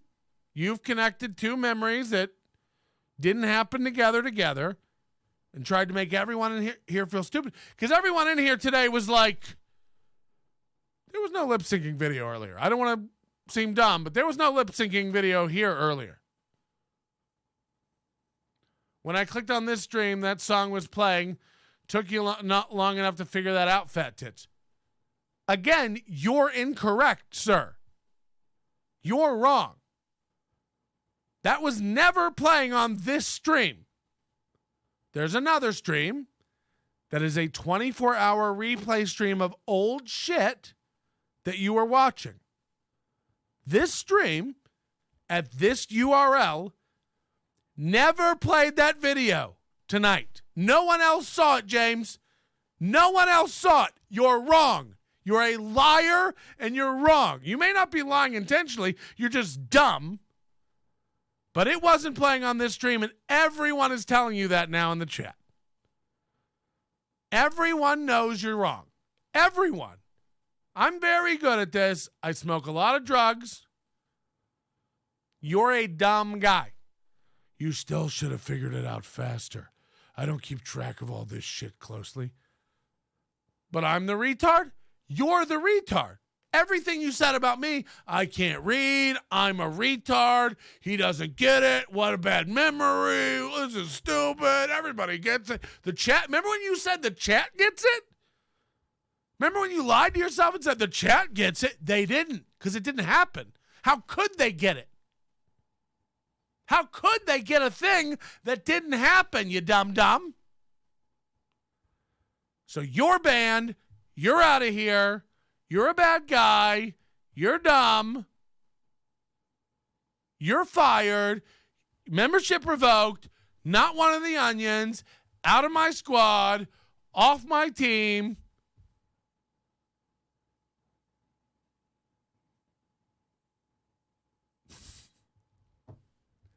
Hey, James.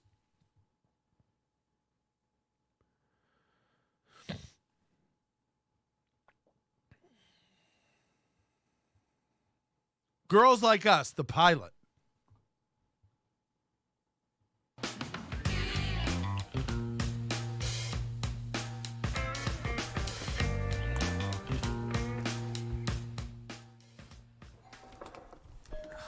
Must be her. Hi, doll. Is your new roommate here yet? Hey, Sean, come in. No. Now, does anybody in the Vegas comedy scene know who this fella is? And, what's a kombucha? Oh, no, that smells like feet. No, it doesn't.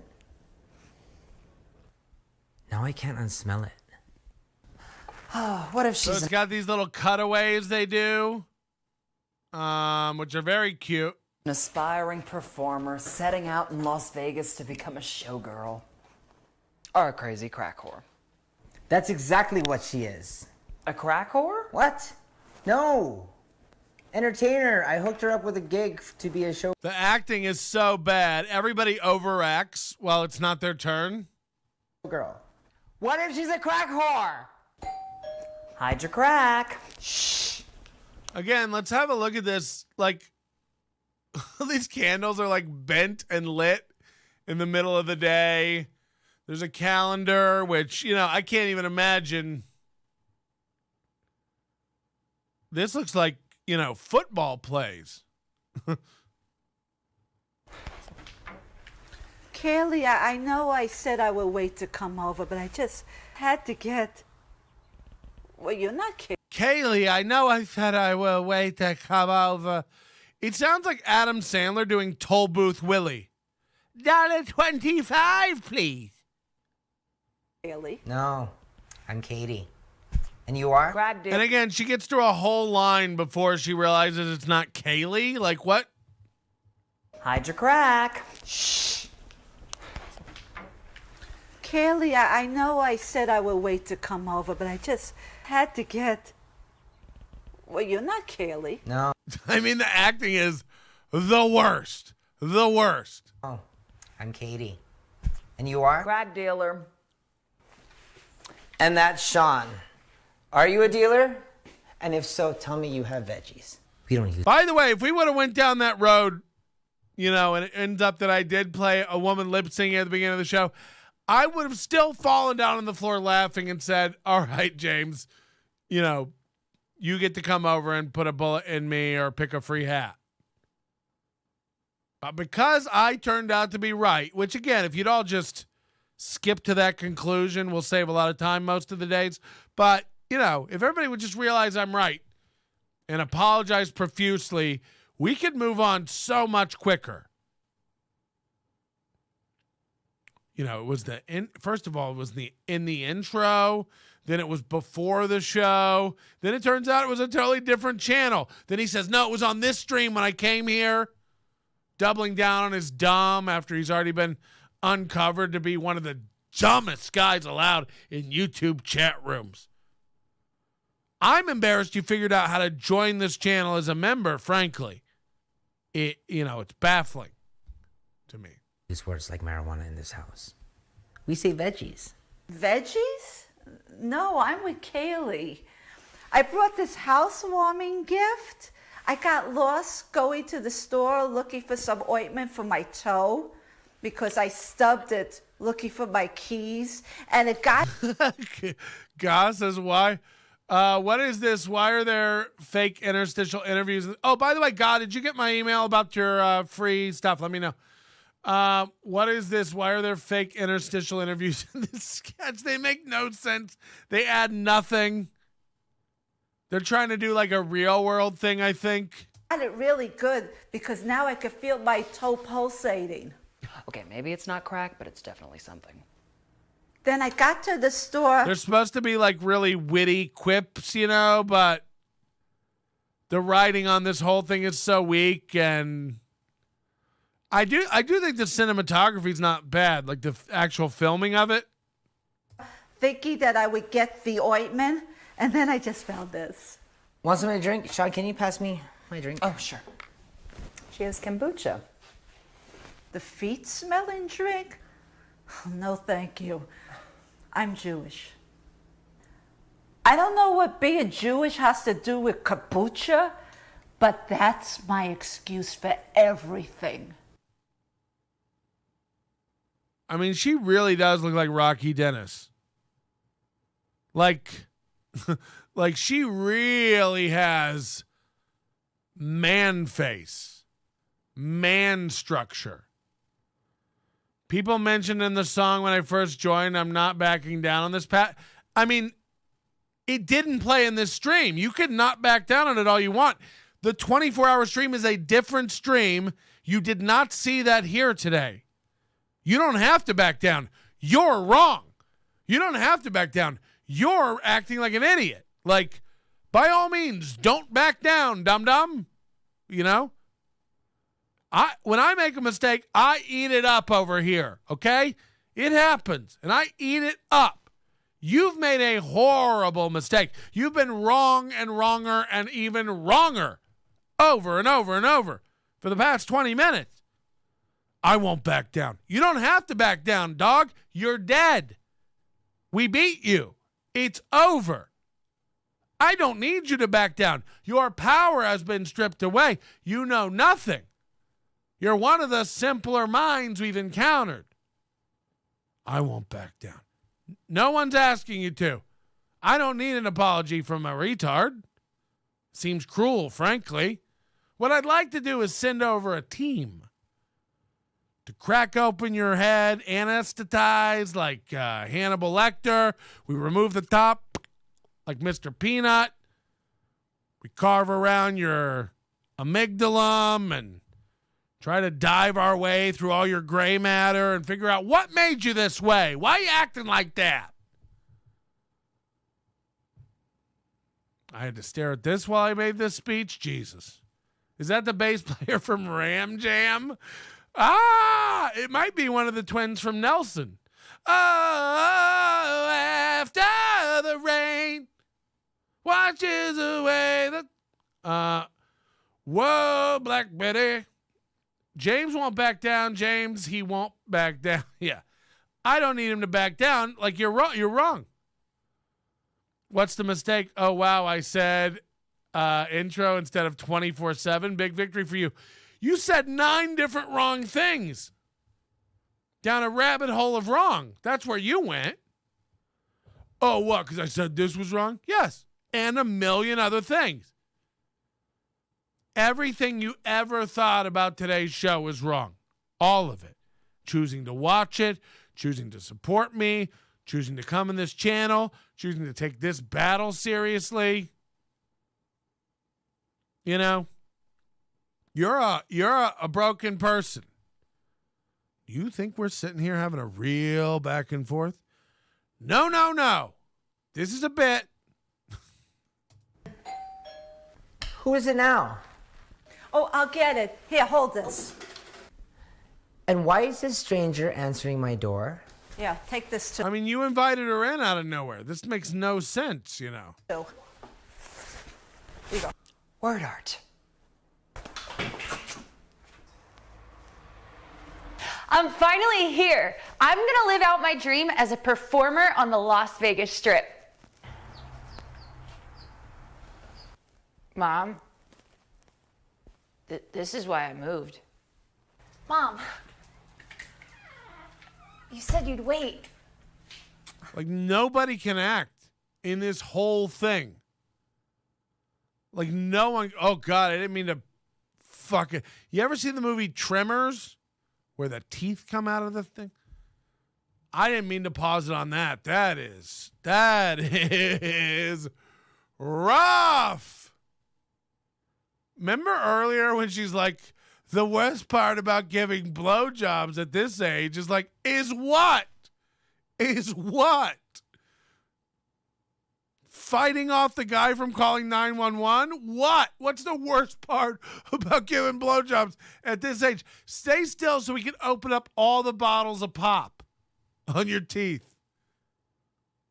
Holy. People are saying fangs. I mean, you're not supposed to have a face like that. I know, but... She was looking for some ointment for her toe. Because she stubbed it while looking for her keys. And she got it pretty good, too. And I could still feel my toe pulsating. Oh, speaking of which, I couldn't find the ointment. Does anybody have any? Come, I'll take care of you. So now your friend is showing your new roommate's mother where foot ointment is. By the way, that's a generic, what is foot ointment? She thinks she owns the place. Don't let me officially welcome... See, James redeemed himself now. He called her Tom Petty. She really looks like Tom Petty. You are not far off.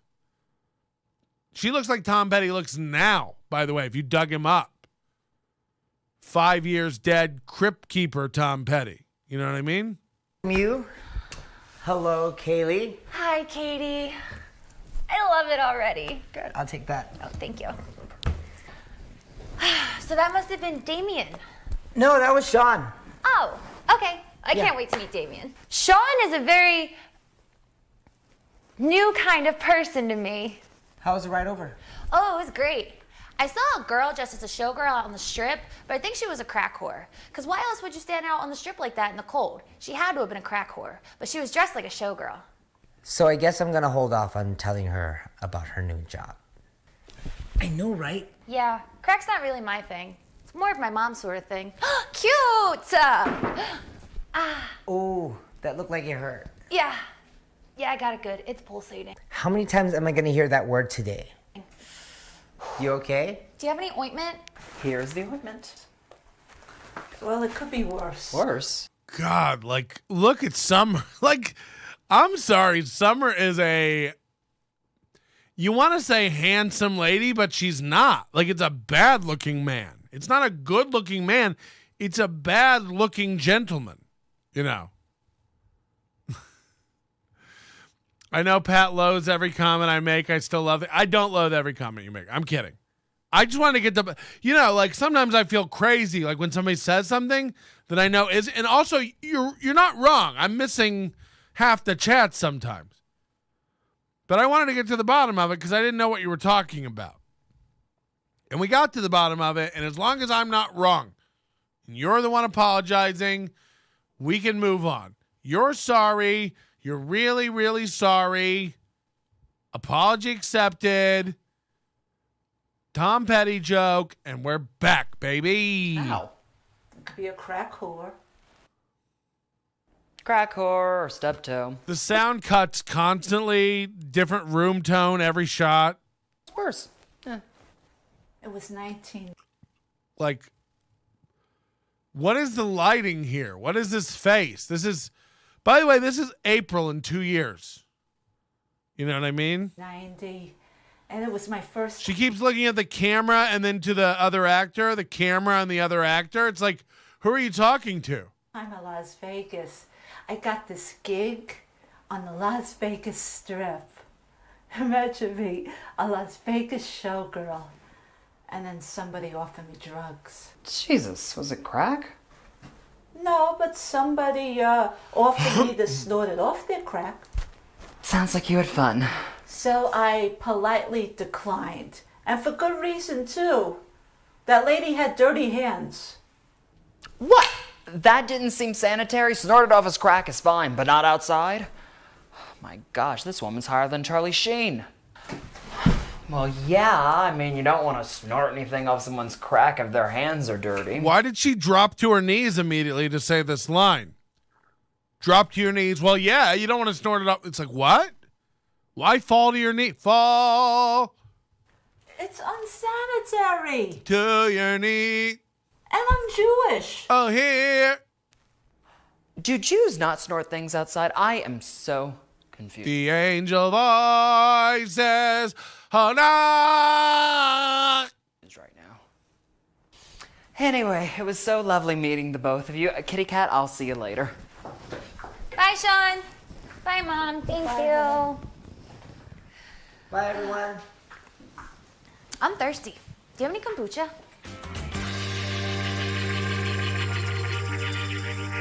To be continued.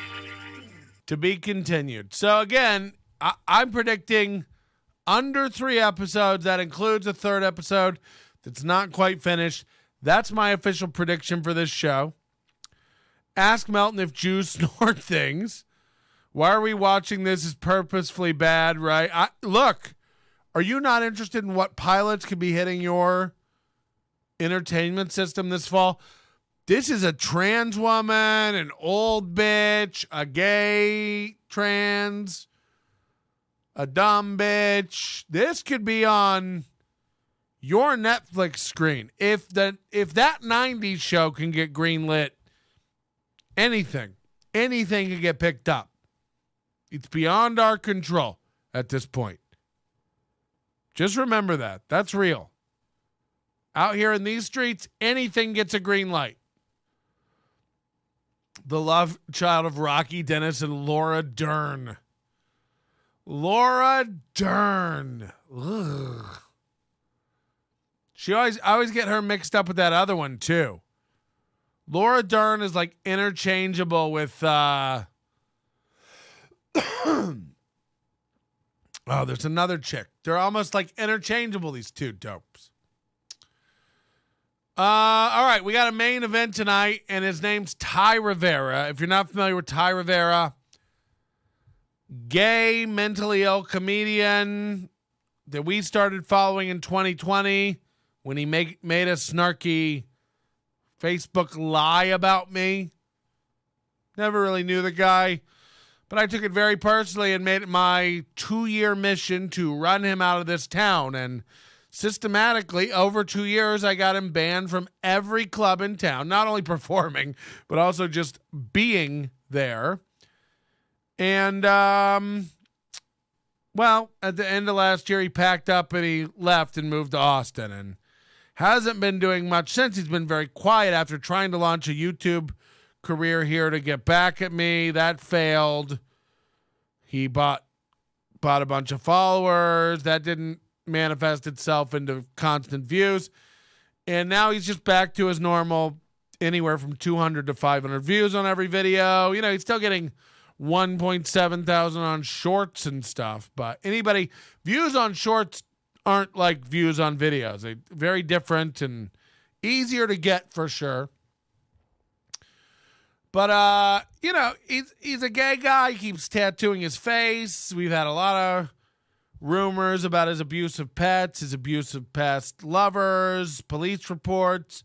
We've seen some video of smashed tables and lots of stories and trouble. He's promiscuous. He bangs guys in gas station bathrooms. He keeps getting tattoos on his face to signal the Illuminati, you know. And it's just going poorly across every metric, I would say. Every metric, I would say. And, Stut Joe's designated driver says doing better than your channel. No. No. There's no possible metric in which that would be true. So Get that stuff out of here. But he put up this video called Hopefully Everything Will Be All Right, which is very disturbing. And I didn't know what had happened. And I watched it and I said, ooh, this was bad. We already followed the entire debacle and adventure of Ty Rivera moving to Austin. This took 9 trips between Phoenix and Austin, moving paltry amounts of broken furniture and incomplete tableware and half of a, Culligan water dispenser from the Sparklets guy and a just in general, a mess of a man. Here's what he looks like, just so you know. And he does a podcast called Unbothered. And I'll tell you what, anytime you have an apartment with a circuit breaker just bare on your bedroom wall, that ain't good. But I saw this video. Hopefully everything will be all right. And I was like, what's happened, Ty? And here it is. All right, guys. It's time. By the way, if editing makes you sick, zooming and cuts make you sick, you're going to be ill from this video. And if a dog humping everything in sight over in this area makes you ill, don't look. Trauma bond. Everything bothers him. He's unbothered. He calls it unbothered, but that's what's cute because everything bothers him. He's bothered.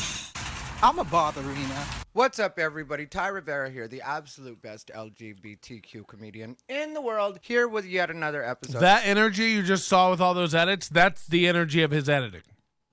He literally is one of those guys that trims around every word. It's edited so heavily.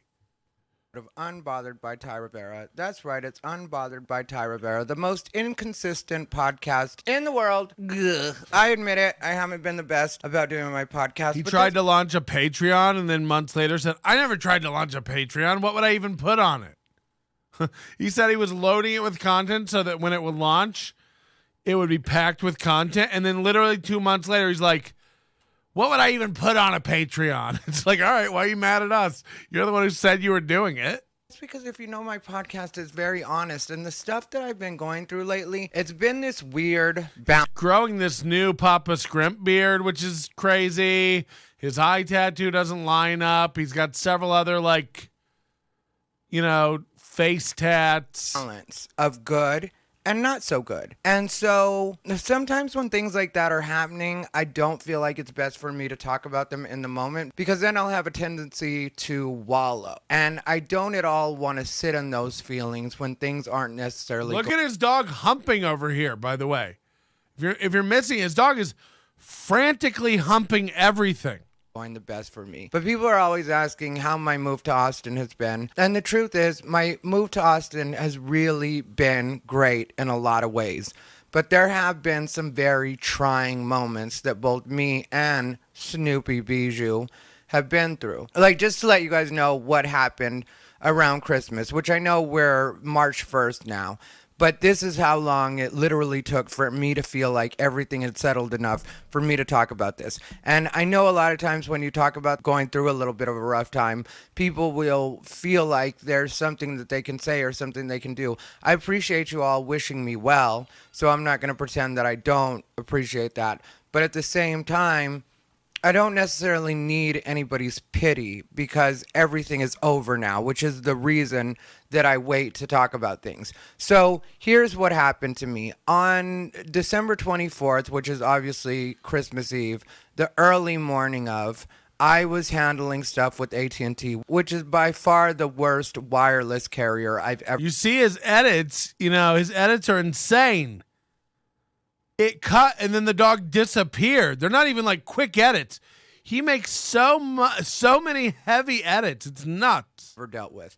When it comes to dealing with AT&T customer service, hopefully everything's settled now and I don't have to deal with them. But they have been... Another thing Ty'll do is like, this video is 50 minutes long. I guarantee it could be 20. He'll walk you through some of the most mundane things that like humans have to do. One day he walked us through like what buying a plane ticket online is like these days. He's like, and for those of you who don't know, you have to like search for your days that you want to fly. And sometimes it'll show you all day flights. So if you want a morning flight, you have to sort it by that. It's like, yeah, websites. We've all used websites.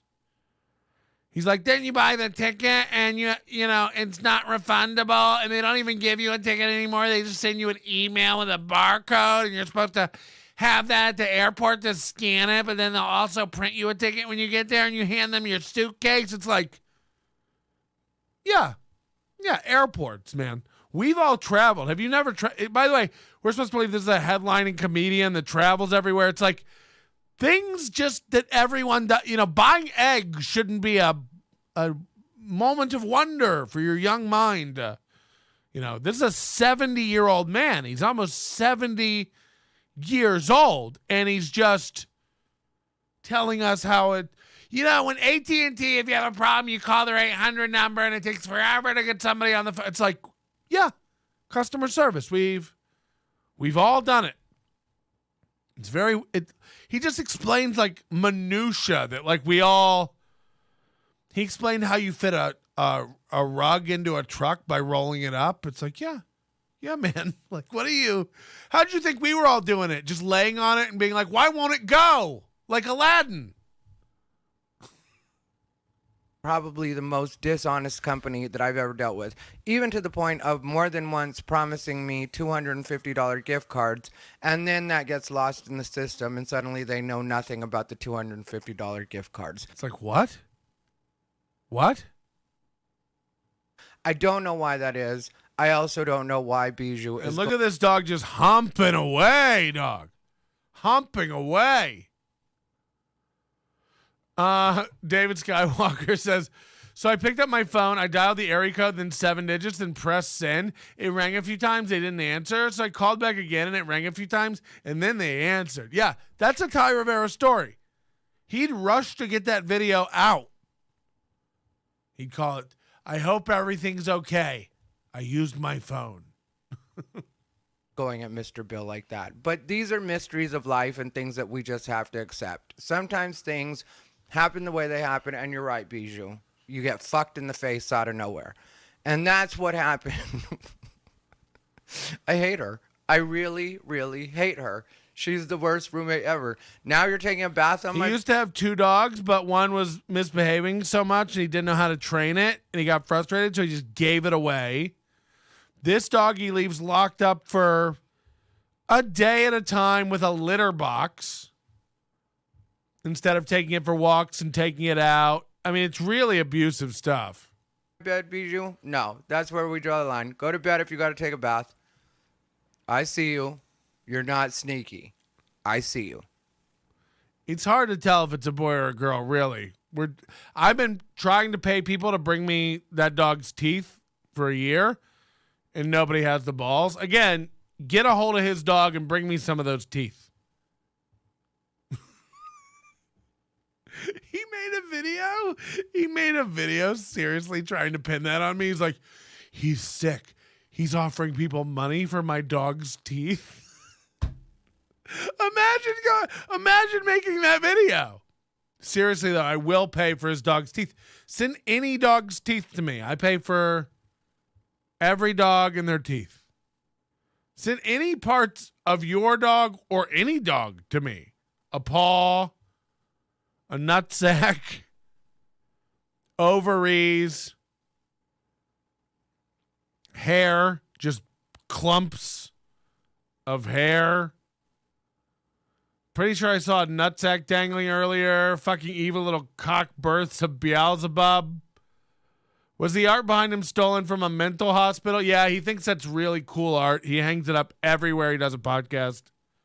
He thinks they're like really cool art. Mail me his dog's teeth. He's sick. By the way, the Ty Rivera, we have a Ty Rivera text-to-speech on nobodylikesonions.com/tips, too. I think it's scrolling in the chat, but you can make Ty say things, just THAI : before the message to get Ty to read your message, just like Aaron. This is the problem with having a four-legged co-host. I mean, people always think Bijou's cute, but really, as a co-host, she's a huge distraction, and she might be getting fired. That's the real secret around here, is Bijou might be getting fired, because she is a little too much for TV every once in a while. And when I say TV, I mean YouTube. But what happened was, on the morning of December 24th... Oh, watch this one. This is a good one if you haven't seen. This is when Ty Rivera left... it's all Houston in the morning. You get Ty Rivera tucks his tail and leaves Vegas.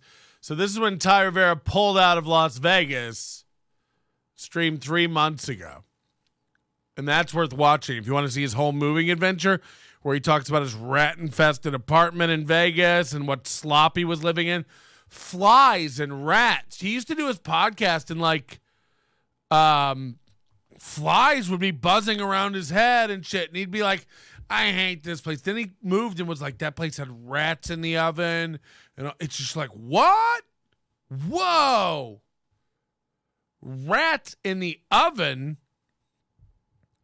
So then he moved to Austin and he's like, I got this great apartment now. It's awesome. And then he put this video out. Now he just moved to Austin. He doesn't know anybody there. He's trying to have a fresh start. What could go wrong? I was still dealing with AT&T. I had stuff I had to handle with them.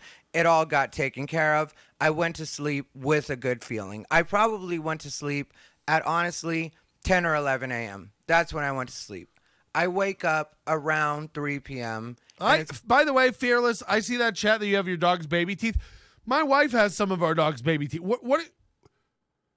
The only thing those are for is to make you more sad when they die.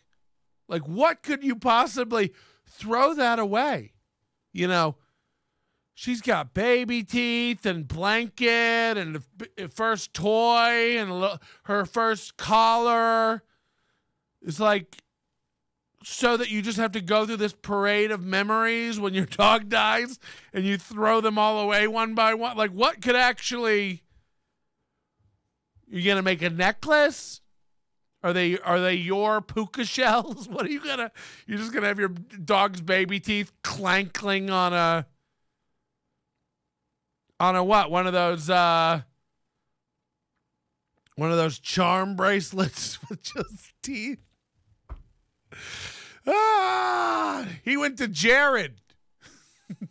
Christmas Eve, full-on Christmas Eve, just a couple hours later, because I went to sleep at 10 or 11. Now it's 4 p.m. I wake up, I walk into my bathroom, and I step in water. I feel the wetness, and I'm like, what the hell is going on? And so I was dreading the fact that maybe my upstairs neighbor's apartment was leaking into mine, which is something that I haven't ever had happen yet. I think that's wood. Didn't sound like wood. I think that's wood. His fucking door frame.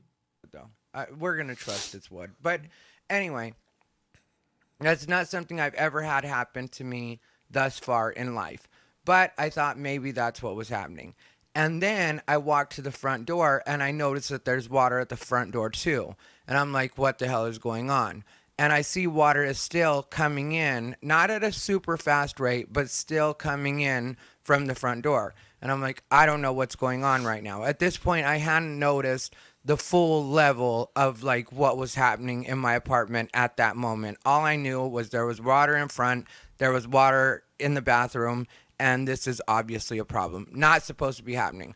What was very disappointing about this whole situation, that I'll tell you now, just to be kind of a spoiler, is when I moved into the apartment that I was living in downstairs, because there was a move, another spoiler, I had decided that I didn't want to be that person that left stuff in boxes. I wanted to go ahead and unpack everything and not hide from things in my life. It's something I talked about on a previous episode. I was just trying. Like what? Imagine giving yourself this speech. This time when I move, I'm going to take things out of boxes. I'm tired of hiding from my life. It's like, you okay? Are you okay? You know, like,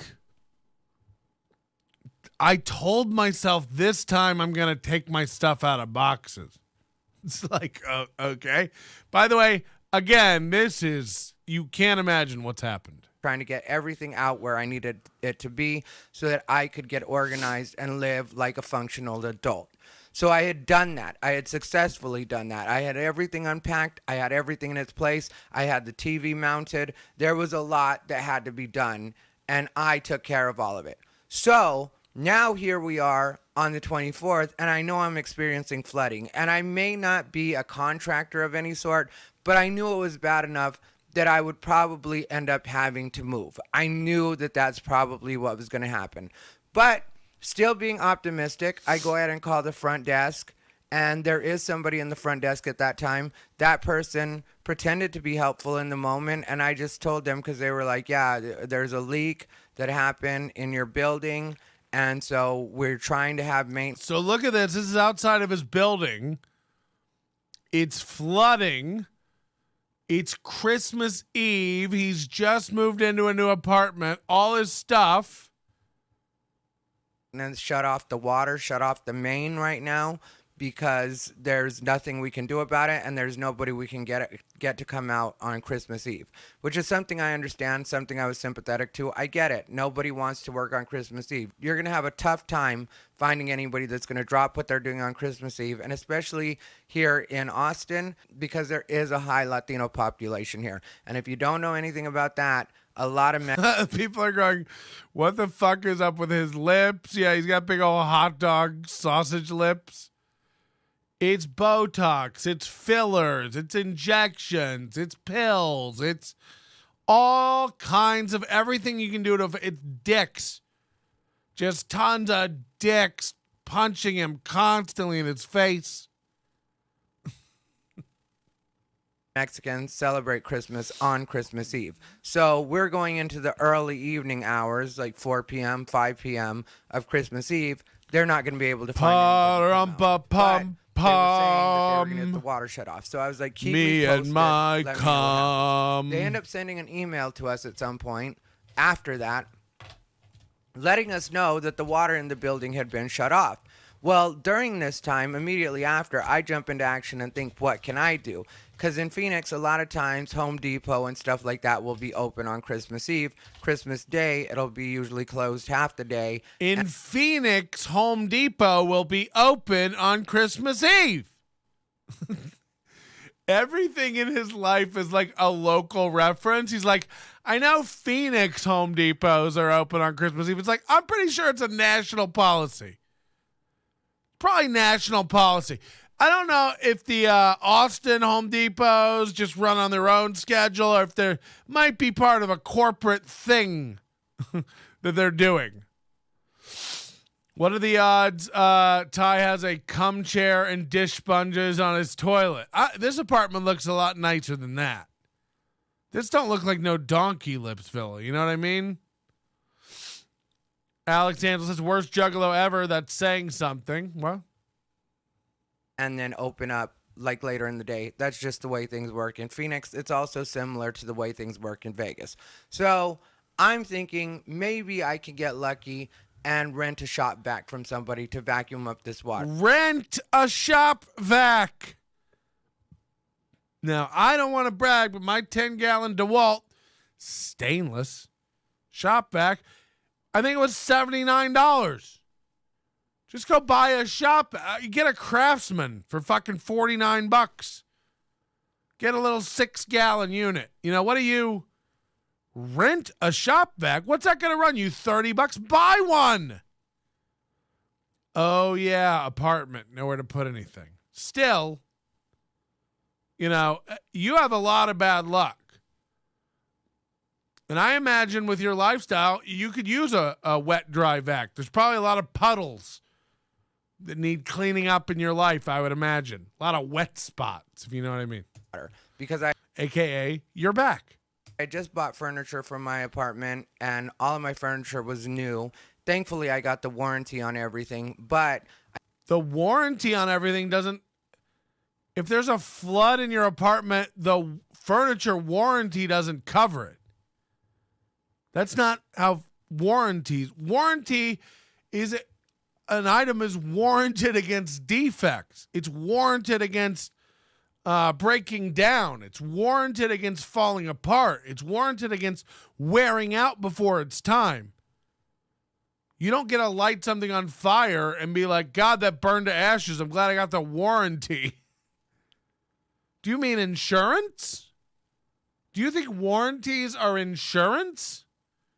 Is this like when April thought a copyright was a trademark? Are you just dumb? Got it. I didn't want to have to cash in the warranty. I literally had I moved into the apartment downstairs. People are mad. People are saying he's dumb as dirt. God, this guy sucks. Jesus. That's brutal. I didn't know you could rent a shop vac. Yeah, I know you can rent a carpet cleaner. Can you rent a shop vac? Just everyone on my street has a shop vac. Dirt can at least grow life. Jesus. Fucking hell. That's a brutal one. God, this guy sucks. On December 1st. So my furniture had just been delivered. I think December 9th was the day that they were going to deliver my furniture. It might have been the 12th, somewhere between all the fillers and his lazy fat tongue. Just, people give me shit for how I speak. I think I do a decent job enunciating most of the time. I definitely have a fat, juicy mouth. Hear that, ladies? So I definitely get, I go over my skis a little bit sometimes when I speak. It's constant with this guy. It sounds like he's chewing hot dogs. Like his whole mouth is full of beanie weenies. And that's just men. The 9th and 12th was when they were delivering my furniture. So I remember Beanie Weenie. Literally just gotten this furniture. And if you know anything about that stuff, you don't want to make a warranty claim right at the beginning of when you bought your furniture. It's a pain in the ass. Again, do you guys know any warranties that cover flooding? Most homeowners insurance doesn't cover flooding. Flooding, earthquakes, force majeure, these things are like additional insurance. You know what I mean? Like, it's like in Vegas here, I wouldn't have earthquake insurance on my house. That's not likely. I wouldn't have flood insurance on my house, even though that's far more likely in Vegas. Did you see the videos of the casinos having a good time with the rain?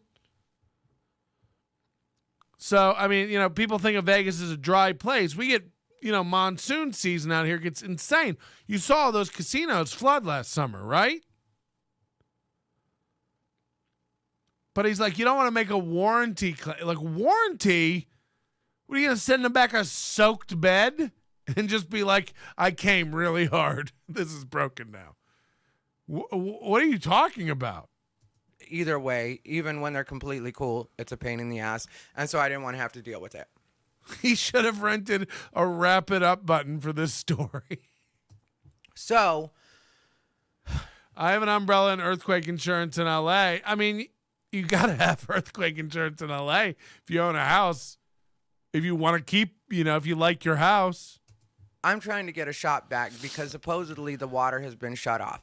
So the leaking is done, or I should say the flooding is done because it was a lot of water. You just saw in the video, so a lot of water. And so that amount of water is coming in at a steady rate to my apartment before they shut the water off. So I thought if they're shutting the water off and I'm able to rent a shop vac, then this shouldn't be that big of a deal. I can just vacuum up all the water. Turns into Home Depot and Lowe's are closed. H-E-B, which is a grocery store here that can be sort of like Walmart, they are closing their customer service at 6 p.m. And the one that I'm closest to, the one that I was in at that moment, because I was very proactive about everything, didn't have any shop vacs that were available for rent. They needed to be cleaned. And so I couldn't get a shop vac from H-E-B.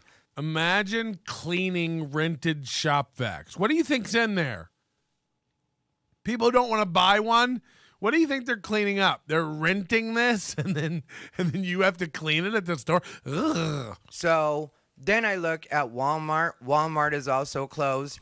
I get to find Target, and it turns out the Target is closing at 8 p.m. So I rush my ass to one Target. It's a downtown Target. It's not a very big Target. It doesn't have a lot of stuff in the way of vacuum cleaners and stuff like that. Plus, it's Christmas Eve, so everything's been picked through. And so I go to another Target. Luckily, I'm able to make it into that Target. Again, same problem. Everything's been picked through. I didn't plan on being at Target and needing a vacuum cleaner, but got mess at home. So I'm able to get this small shop vac, very small, which I didn't realize how small it was.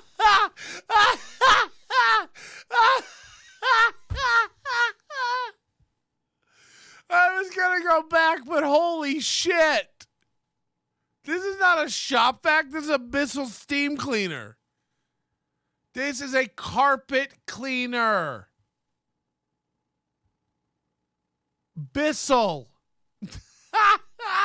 It's like, you see it here on the sink. It's like a gallon. It's like a gallon. He's gonna clean up his flooded apartment with this. Why don't you just siphon the water off the floor into the sink, you fucking dope? I imagine poop in a rented shop vac. Yeah. He is fully protected. Imagine coming home with this little 1 gallon handheld. He's calling it a shop vac. I think this is the tubing. You know, this is nothing. What, are you going to soak up a glass of orange juice and then take it to the sink and empty it and repeat? It's not a steam cleaner. I have one of those. You put soapy water in on one side, and you spray and vacuum up the water into the other tank. Okay, so it's still a fabric cleaner. So it's not even a good one. It doesn't even heat it up in steam. It's like a shark vacuum without the steam. He could have bought a small shop vac for the same price. Yeah, I mean, go back to his outfit in the store. Yeah, that's what I was doing, and then I saw this, and I was like, whoa. It's a spot bot for dog pee. Yeah, it's a little, like, cleans up your sofa and things like that. I thought, usually the good ones will steam. It's a fabric cleaner. You put warm water in there, but yeah, definitely not steam. I mean, some of them steam, but I'll take your word for it. But you have the New Zealand edition. It's probably shit. Here's his face again. Just, this'll be great for the video I make. He's got his poncho on, all the holes in his face. He's got every ornament on the tree, He can't stop doodling and punching holes in every part of his being. I watched this video and didn't even notice the shop vac. Yeah. And I'm being at Target and needing a vacuum cleaner, but got mess at home. So I'm able to get this small shop vac, very small, which I didn't realize. The Little Green Pro. That's what it's called. The Little Green Pro.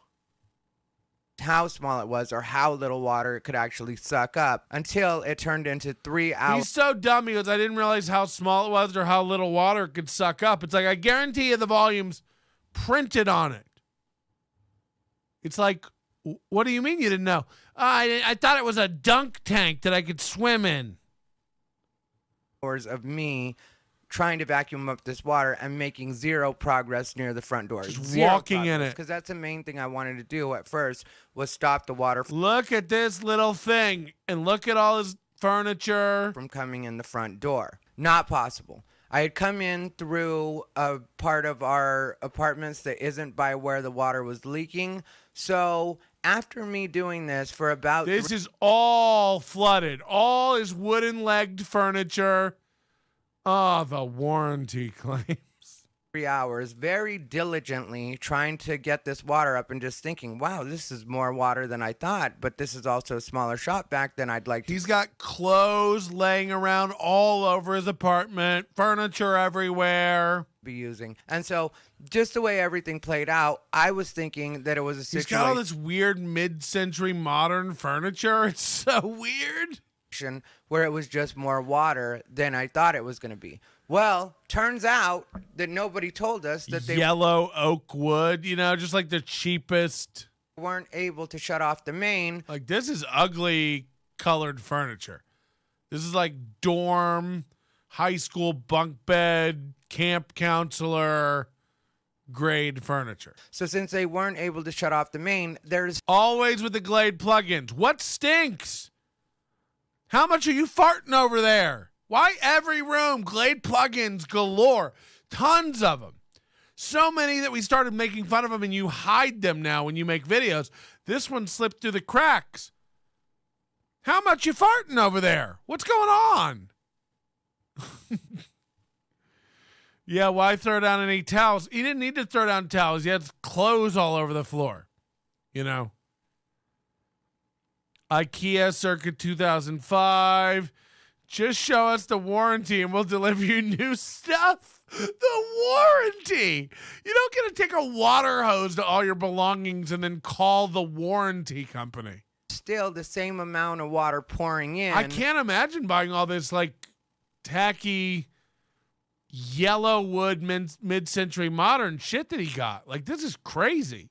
That was pouring in before that. So I'm just basically vacuuming up water for the love of the game because apparently this water... Yeah, he's vacuuming water. So that vacuum we saw, you know, only one of those tanks holds the vacuumed up water. Like Moody said, you fill it with clean water, it spits out the hot clean water and sucks it back up.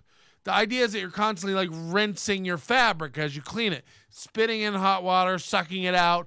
When it sucks it out, it's also sucking out the dirt with the hot water.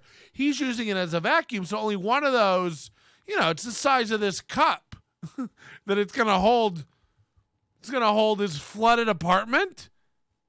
It's like, I didn't realize how small it was until I carried it in on my pinky and was like, oh no.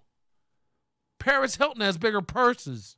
Isn't going to come up because the water hasn't been stopped. So this has turned into 3 hours of my life spent on trying to vacuum up water. That's an impossible task. Okay, so, yeah, it's an impossible task with a fucking eyedropper. You know, like... I was kind of annoyed at that point because I felt like if... Look at the whole apartment, every room. And again, you know, for Ty Rivera, this looks like a nice place. It does look nice. Person I spoke with on the phone that's supposed to remember he came Ratatouille. He came out of a rat-infested shithole. Handling the situation as far as the apartment building goes. And people are saying it might be all the builders' it might be the building owner's fault. I mean, if this happened to me, you're goddamn right it's the building owner's fault. I wouldn't be like I'm calling the furniture warranty company. It's like I live here free now forever. And you're giving me furniture. Like, but imagine Ty on the phone. Imagine Ty getting tough on the phone. You know what I mean? Like, I guess I'll just sleep in the waterlogged bed. There's no way he got new furniture. There's no way. He doesn't have the balls to stand up for himself. I haven't watched the conclusion of this, but... would have let me know, hey, we know we sent out the email. We know we told you that they were shutting off the main, but they weren't able to. That at least would have saved me the time that I spent doing something that was literally an impossible task. Okay, so let's cut to, I just have to accept that this is what's happening. 4 a.m., after 4 a.m., probably closer to 5 or 6. Anyone else, any normal human is like, putting everything on top of the bed, putting everything on top of the couch, putting everything on top of the dining table, putting everything on top of the kitchen counters, getting all your stuff up, your electronics, your wooden items. You know, like, okay, we're going to lose the bed legs. Okay, Fair enough. It's probably all IKEA garbage anyway. We'll buy 4 new bed legs. Pick up the night tables. Pick up stuff. Get it off the floor.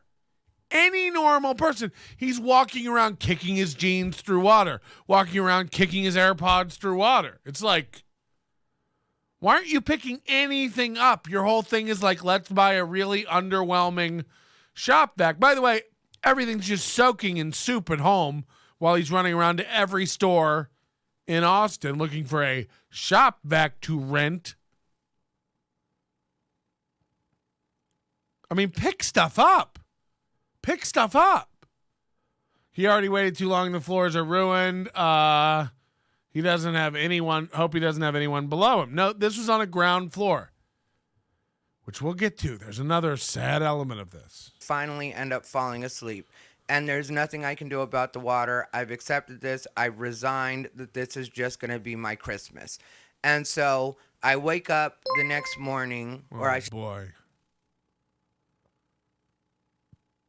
Hit it. Did you type tie in front of it or toe in front of your message? Because there was a long message there, but if you don't type tie colon in front of it or toe colon in front of it or Josh colon in front of it or Chad colon in front of it, no voice reads it.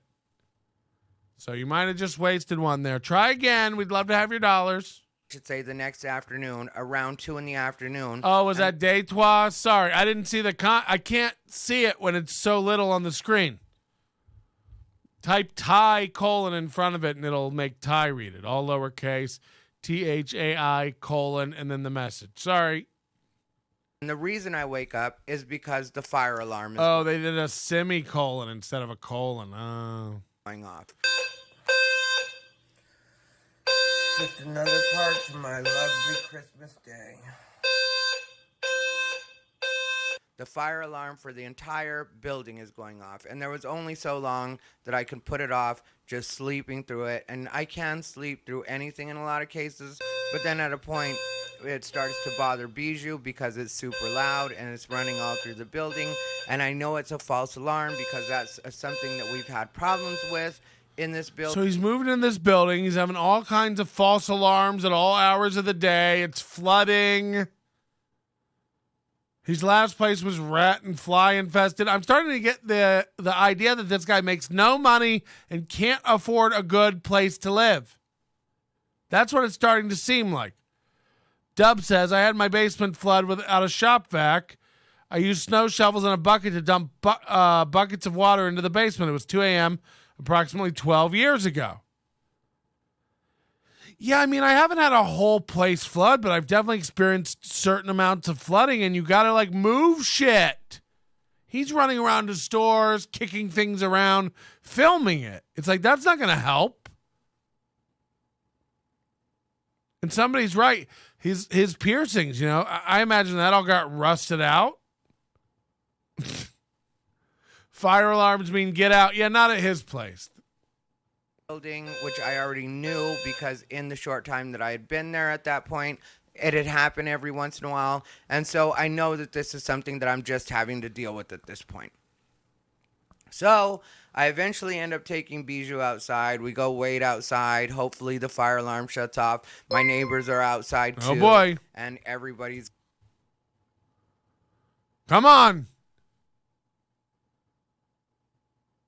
Are you guys not doing text-to-speech? What are we doing? Everybody's just making comments that I can't read? Cool. He's got their dogs and is, like, you know, trying to make the best of the situation. But keep in mind, this is Christmas Day. Now Moody did it wrong? Jesus. And nobody is able to be in their apartment right now. So, hold on. Someone else did it wrong and then Moody did it wrong after calling out what that person did wrong? Jesus Christ. That turns into going for a little more than an hour, I think. And then we get to a point where I'm like, okay, now I can relax a little bit. I go ahead and try to make myself some dinner. Since the water isn't shut off, I figure I should make the best out of that and try to make myself something to eat and pretend like this isn't the worst Christmas I've probably experienced as an adult. Patrick! I'm sorry to interrupt, but this is an emergency. April's mom is stomping through Tokyo, and she's hungry. Run! This is my loofah. Loofah. This is my loofah. This is my life. Remember when he yelled that this morning? This is my life. 2 p.m. the next day, and this water's still running.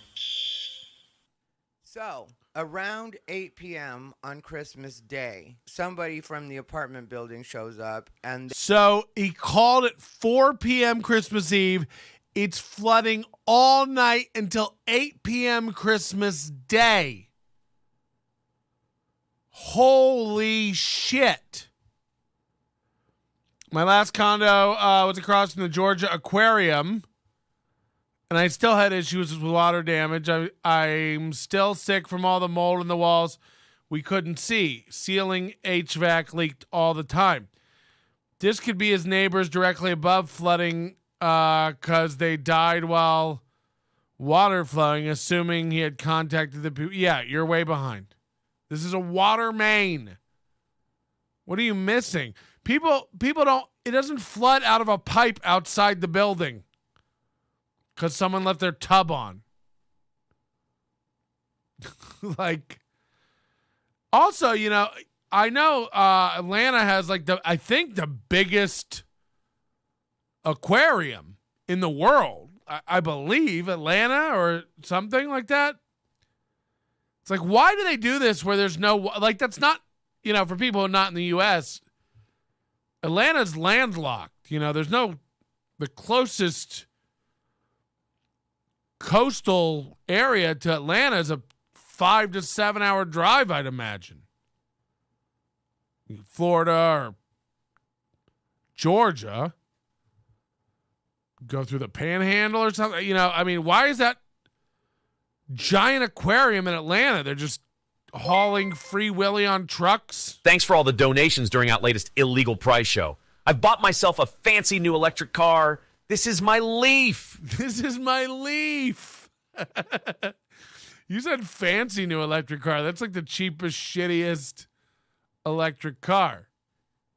they are with a cleaning crew, and they have the big, like, industrial size shop vacs. They've got dehumidifiers. I mean, it's probably just a regular size one, but compared to your little tea kettle, you know, you brought home a fucking water pick, and we're like, I'm here to clean the floors.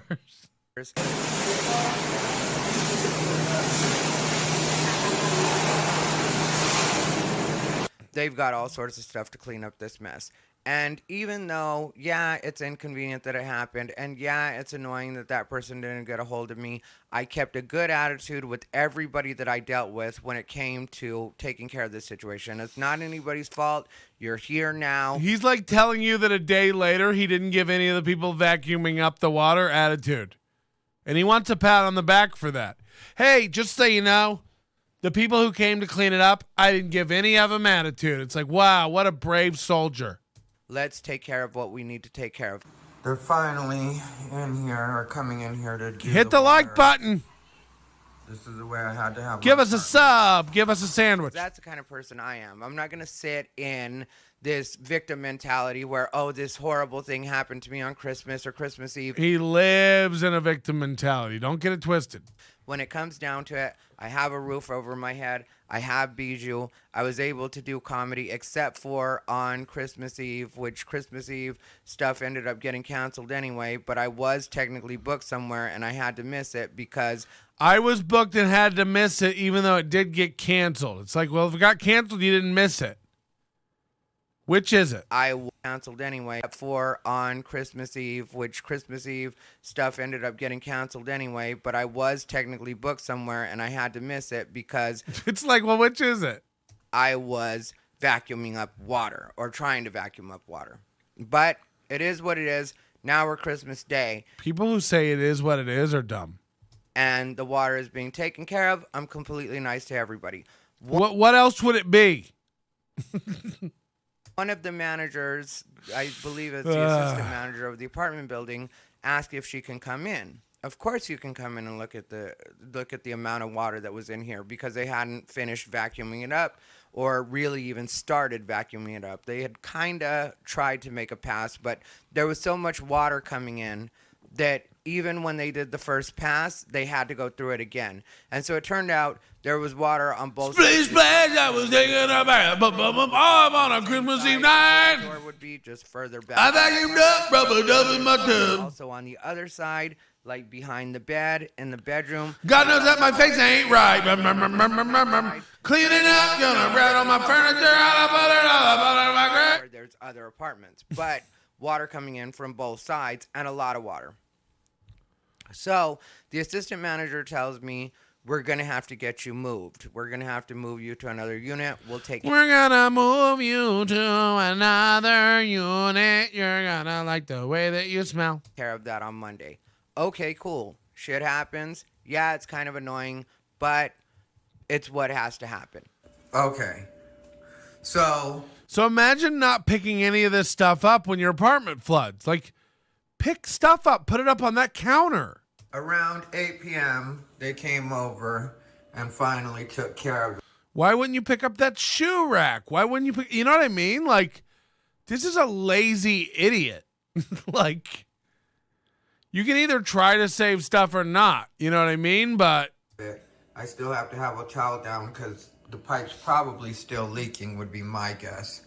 But I'm not going to complain at this point, even though something's going to have to be done, because I can't live like this. I don't know what happened, but I can't live like this. It's like, did the water carry your shit all over the place?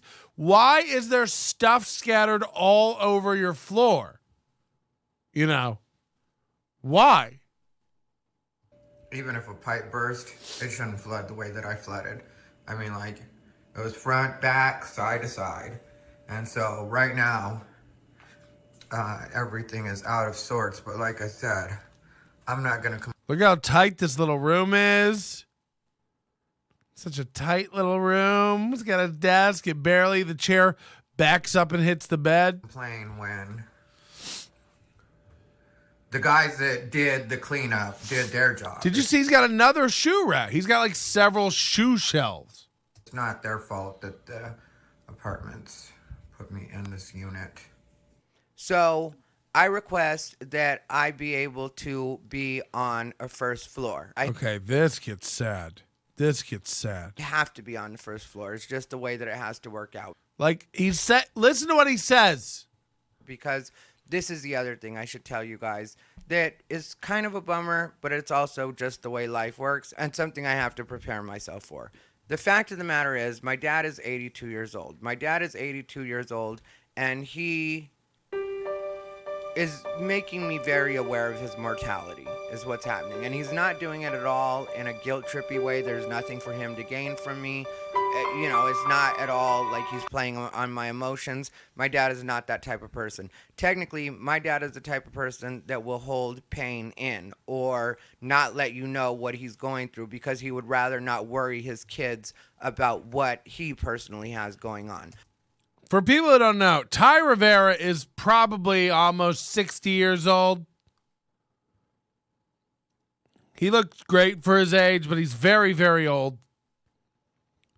And it's Ty's dream, and he's spoken about this on podcasts several times.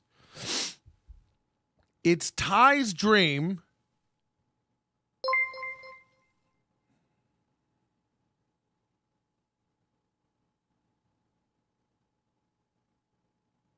Okay, so I've finally got myself a shop vac. I mean, it's a spot cleaner, but I call it a shop vac. It didn't work very well, but I couldn't return it because the assistant manager lady at the shop said I couldn't return it, even though I thought that I should be allowed to return it. Anyway, there is so much water that still needs to be cleaned, so Bijou to the rescue, I guess. Unrelated, but does anyone know how to wring out a wet dog, or can someone get me a hairdryer that connects to a Glade plug-in? Thanks. I'll reward you with some stage time at my next open mic, or I will give you some Bijou teeth. Jesus Christ. Holy shit. The Thai one's pretty good too. That's pretty good. So Ty has spoken several times as he gets in his old age. about how his dream is to succeed in comedy and make so much money he can take care of his dad. And again, like, he's old, his dad's super old, in his 80s or whatever. And it's like, this isn't going to happen. You know what I mean? Like, Comedy Central gave you a look in 2010 or whatever. Just like Comedy Central gave me a look, and I had my little thing in 2013. And then they collectively went, no, we're good, and then moved on. He thinks like Comedy Central could call again, or it might pick back up, or, you know, things might be happening. He says he filmed specials, but then like the worst video comes out of like a handy cam and bad sound and a wheelchair man. And you hear him talk about like his dreams for his dad and taking care of his father. And, you know, I've just made the joke that like you better start saving up for your dad's casket. That's the only thing you're going to be able to afford. You're never going to take care of your dad. Like, do you think old 80-year-old dad sitting over there going like, come on, son, come on, Ty. Just one more TV appearance, one more show. You're going to take care of me. It's like, no. No.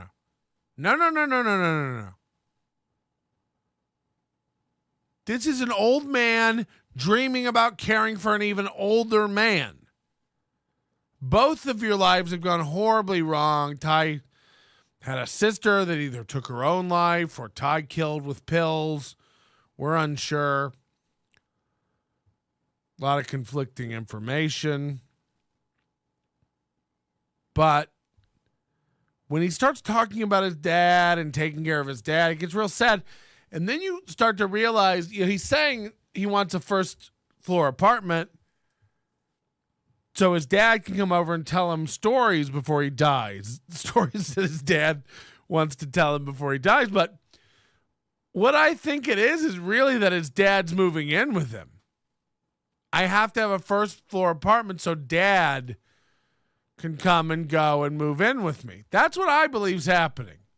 That's what I believe's happening. But in recent months and over the last couple of years, I can tell, began to prepare me for the fact that one day he isn't going to be here anymore. And so there are stories he wants to tell me. There are things that he wants me to, I think, kind of carry on as far as our family goes. Or carry on? You're a gay man in his 70s. Carry on to who? Bijou? The Walmart cashier that sold you the carpet cleaner? The shop vac men who showed up? As far as our family history. By the way, did those shop vac men come in your apartment and go, hey, can you move some of this stuff out of the water so we can clean it up? Have you just been living like this with all your Cheerios floating around? History goes, and having my nephews and nieces. And he's like, people are like, well, you can get an apartment building with an elevator. Do you think he's affording an elevator building? This is like, I mean, he literally works one-nighters in the desert for $100. This is the level of comedy he does. Every once in a while, he's on Kill Tony. Go watch him. He's awful. He's the worst. Who are my godchildren. So technically, it is my job in a way, even though my godchildren are over 18, but they're my nephews and nieces. So imagine your Uncle Ty sitting down adult nephews and nieces to pass on stories from his dad. It's like, why doesn't your dad sit down with them? Why doesn't your dad sit down with them? They're the same relation, right? They're either kids or grandkids, right?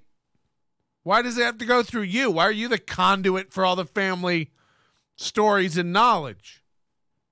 You know, Jay makes a good point. Maybe he's setting up a move back to Arizona. This guy, he lived in Phoenix. He got run out of the comedy community there, ran off to L.A., got run out of L.A., unwelcomed by everyone there, ask anyone, ran back to Phoenix. There was a whole new crop of comics who didn't know who he was. He tried to act like big shit. Got run out of Phoenix, run to L.A., chasing a relationship. He's super toxic. He got run out of LA. Now he's in Austin. It's like it's already not going well. Floods as far as the eye can see.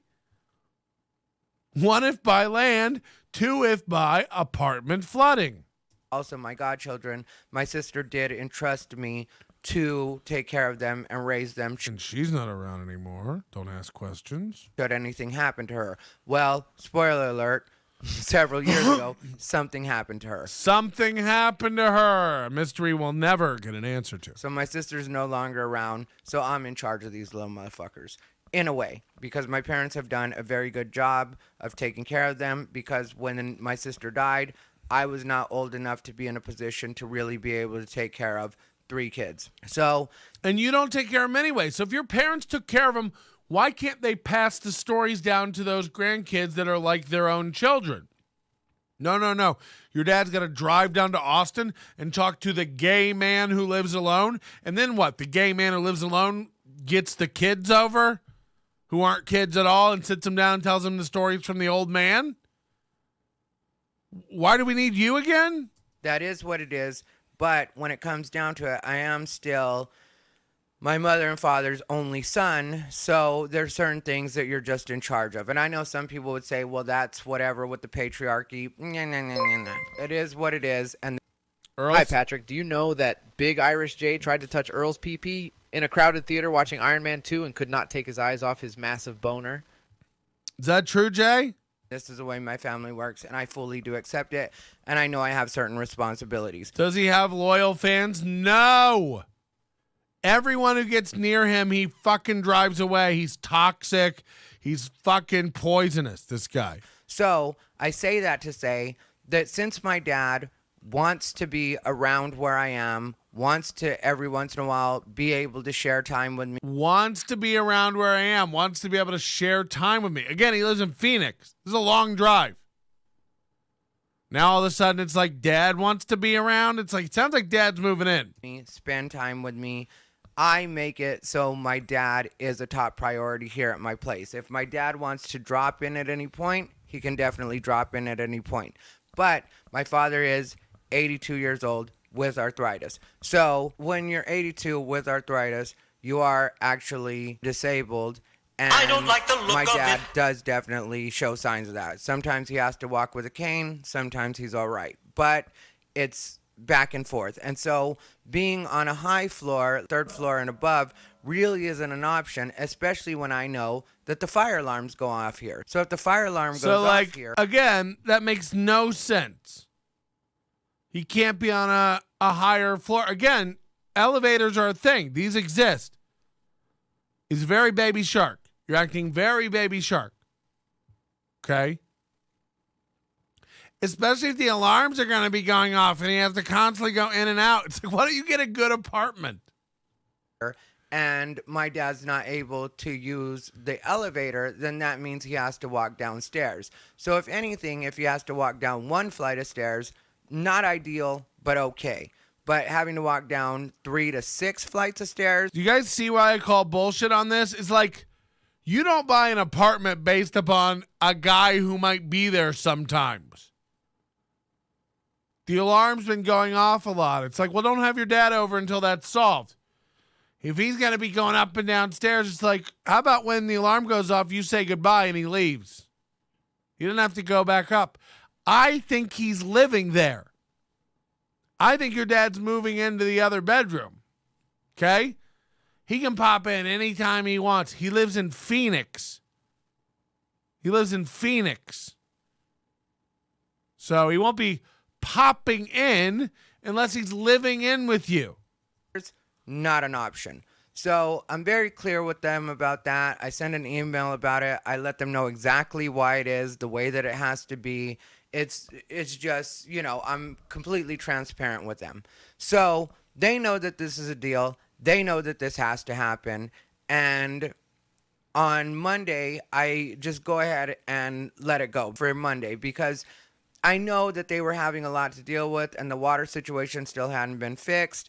All they had done was shut off the water, and also at the same time, they had vacuumed up the water that was in my unit and the other units, because it was the entire, like, that part of the entire floor. It wasn't the entire first floor, but that strip where I was, so probably like 8, 9 apartments really got it like that. It was bad. So I didn't just rush them on Monday. I went ahead and let them do what they had to do Monday.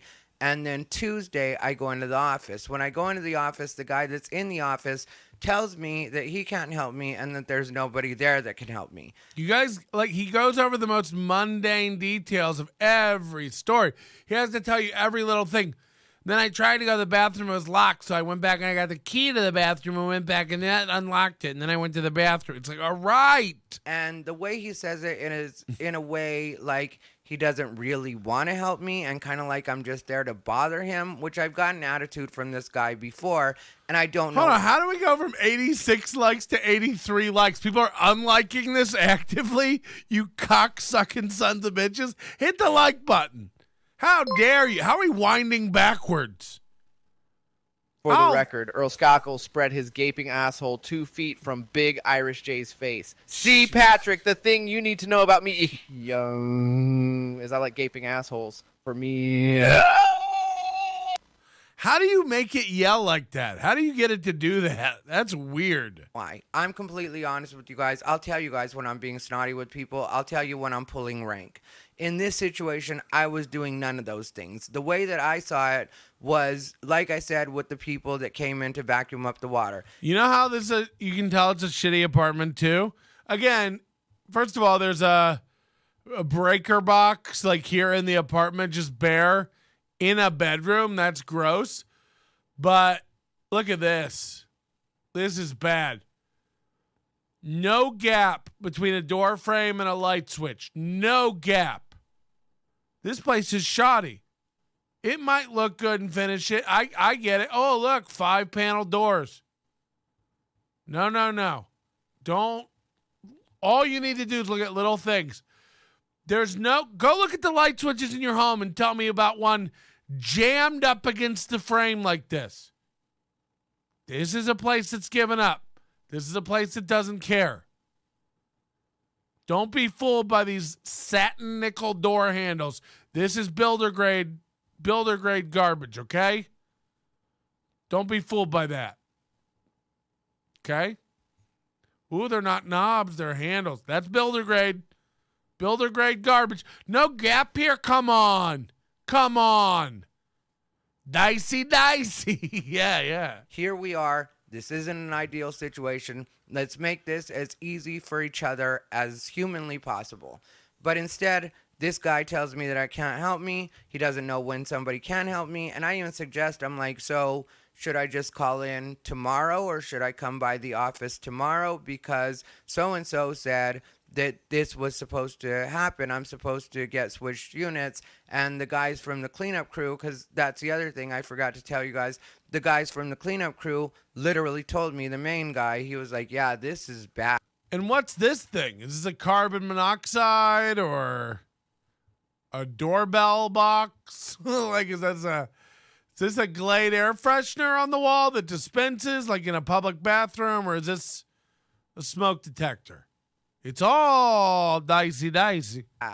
He was like, because of mold and that kind of stuff, you're going to have to definitely... See, Snooker Man here doesn't get it. He goes, why would I give a shit about a gap between a switch and a door?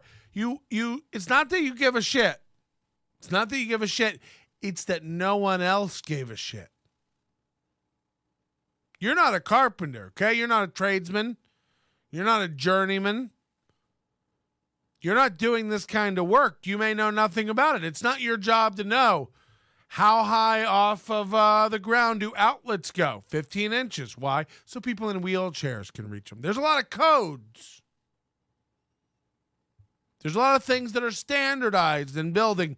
And one of them, I'll tell you this, ain't to put light switches jammed up against a door frame. So it's not that you should care. It's that no one cares. No one cared. And by the way, I don't think this is a code thing. Rebel the Uncanny says it's a code thing.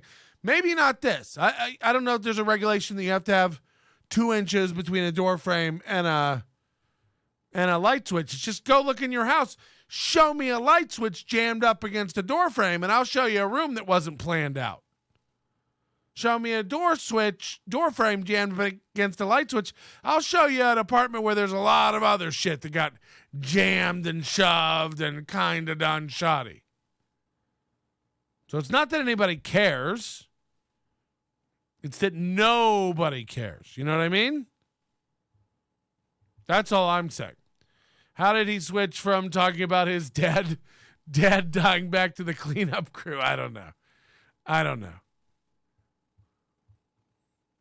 Move out of this unit because we're gonna have to rip out that wall. We're gonna have to rip out that wall, possibly that wall, and that's what it turned into. His fuse box is chest height behind him. It looks like an apartment for disabled people.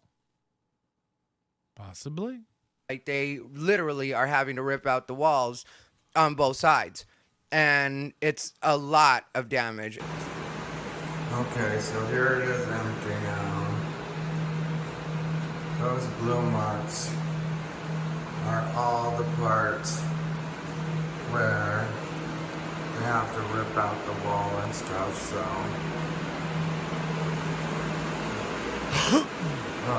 Obviously wouldn't be an ideal place for me to continue to live.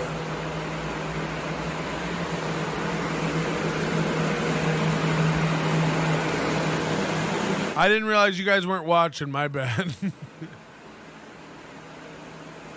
And so they left a dehumidifier. It was basically an empty apartment tour. See, it's just like showing all the parts. And so they left a dehumidifier at my place, and that was supposed to help dry out some of the mold or make it so they mitigate the damage.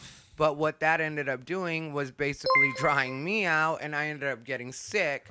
Hey guys, it's the Mud Shark Chad Zumach. I got my black eye from Kevin Brennan. He caught Ray DeVito blowing me at Planet Fitness. Hit the like button and I'll do the hype train.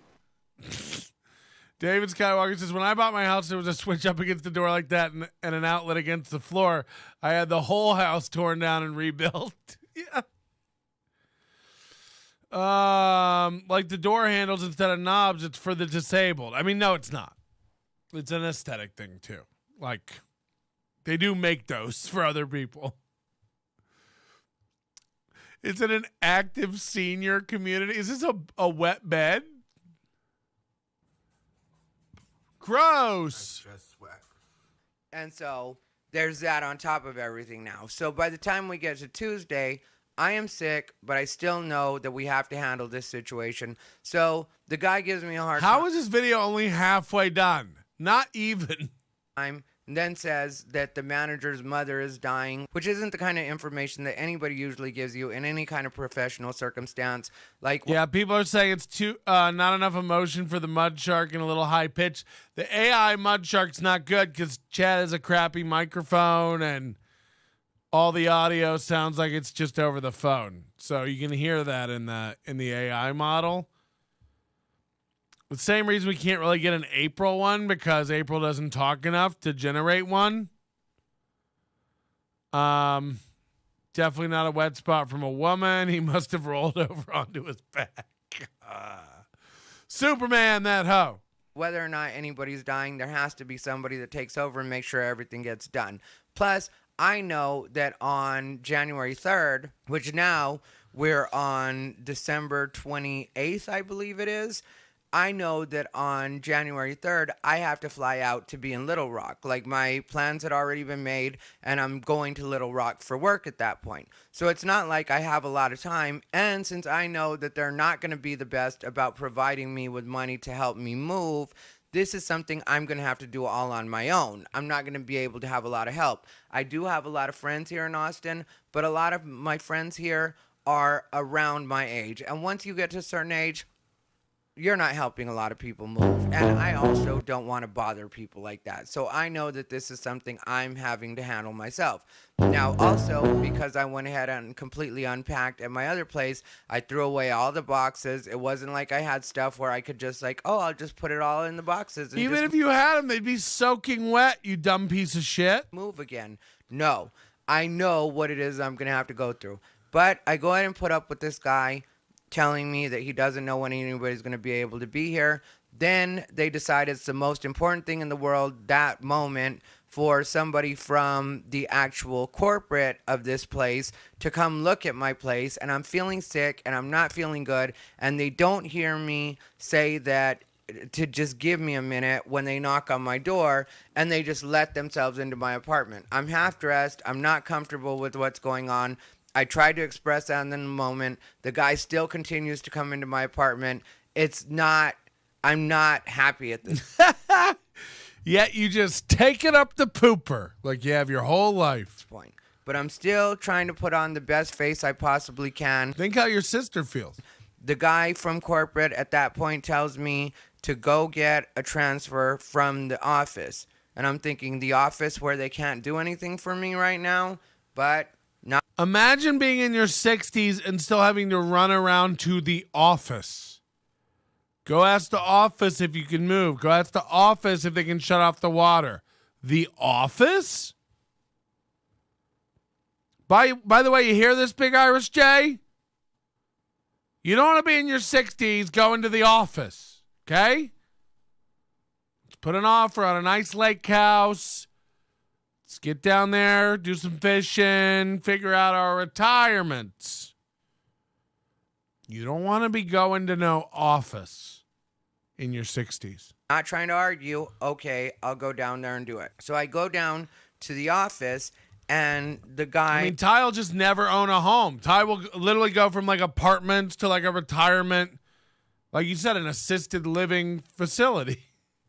The same guy that was there is still there, and he's being no more helpful. He tries to pretend like he's helping me to find another... He has a clip on his channel of him on Comedy Central 9 years ago. He recently went downhill and looked pretty fucked up back then. He went like boyish blonde hair. He went, he looks Asian. He looks Mexican. He's tried every different look in the book. Twink, bear, caveman, false bottom, Trixie Dixie, Donald Duck, Rupert Murdoch, Iffy Hole, Jiffy Hole, Taffy Jaffe, Silly Bum, Rocket Man, Skyscraper, Itsy Bitsy. He's tried everything. None of it's working. Unit, but he's not able to find one that's not on the 3rd or the 5th floor. So it turns out to be this whole mess and rigmarole that's probably more than you guys want to know about. But it really did piss me off at that point, because now it's like you're just trying actively to be in my way, and I don't know why. I haven't done anything to you. I have no feelings about you. I just need to get done what I need to get done. That's all I'm trying to do right now.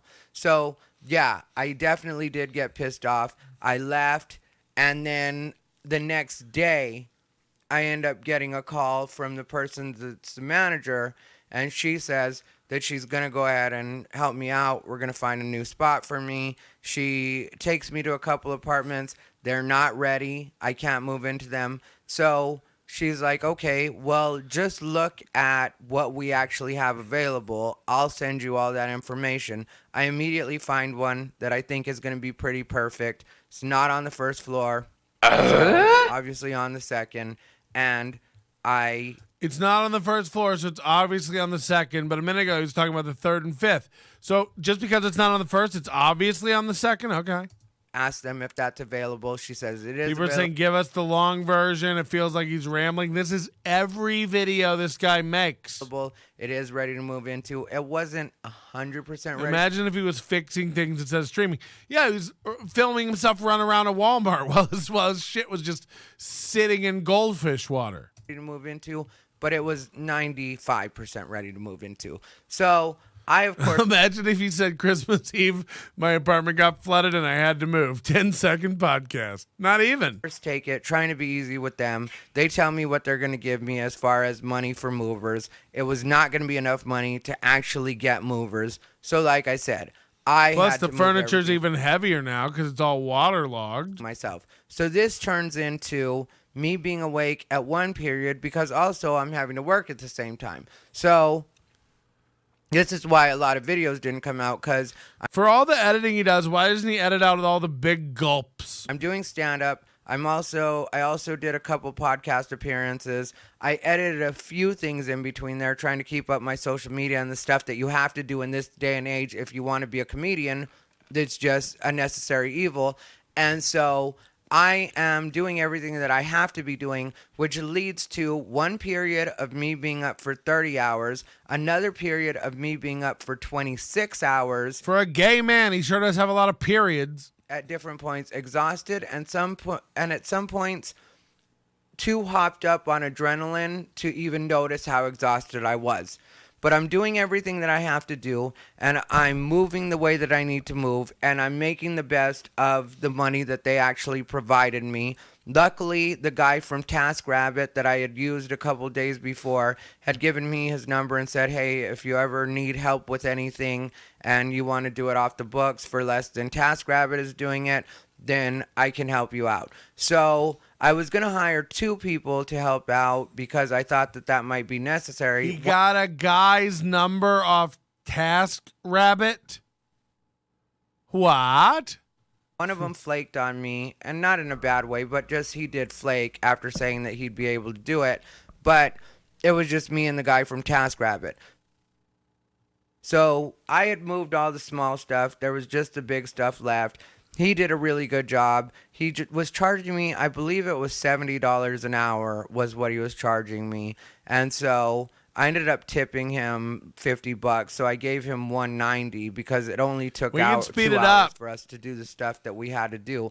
But I really appreciated him being there when I needed him to be there because it really was all happening that fast. So I hit him up the day before, and then it was like the 30th, so the day before New Year's Eve, that he came in and helped me do the stuff that I needed to do. So I made all of this happen in like record time, like less than a day. And the move was especially hard because there were dehumidifiers all throughout the halls. A bunch of dehumidifiers all throughout the hallways.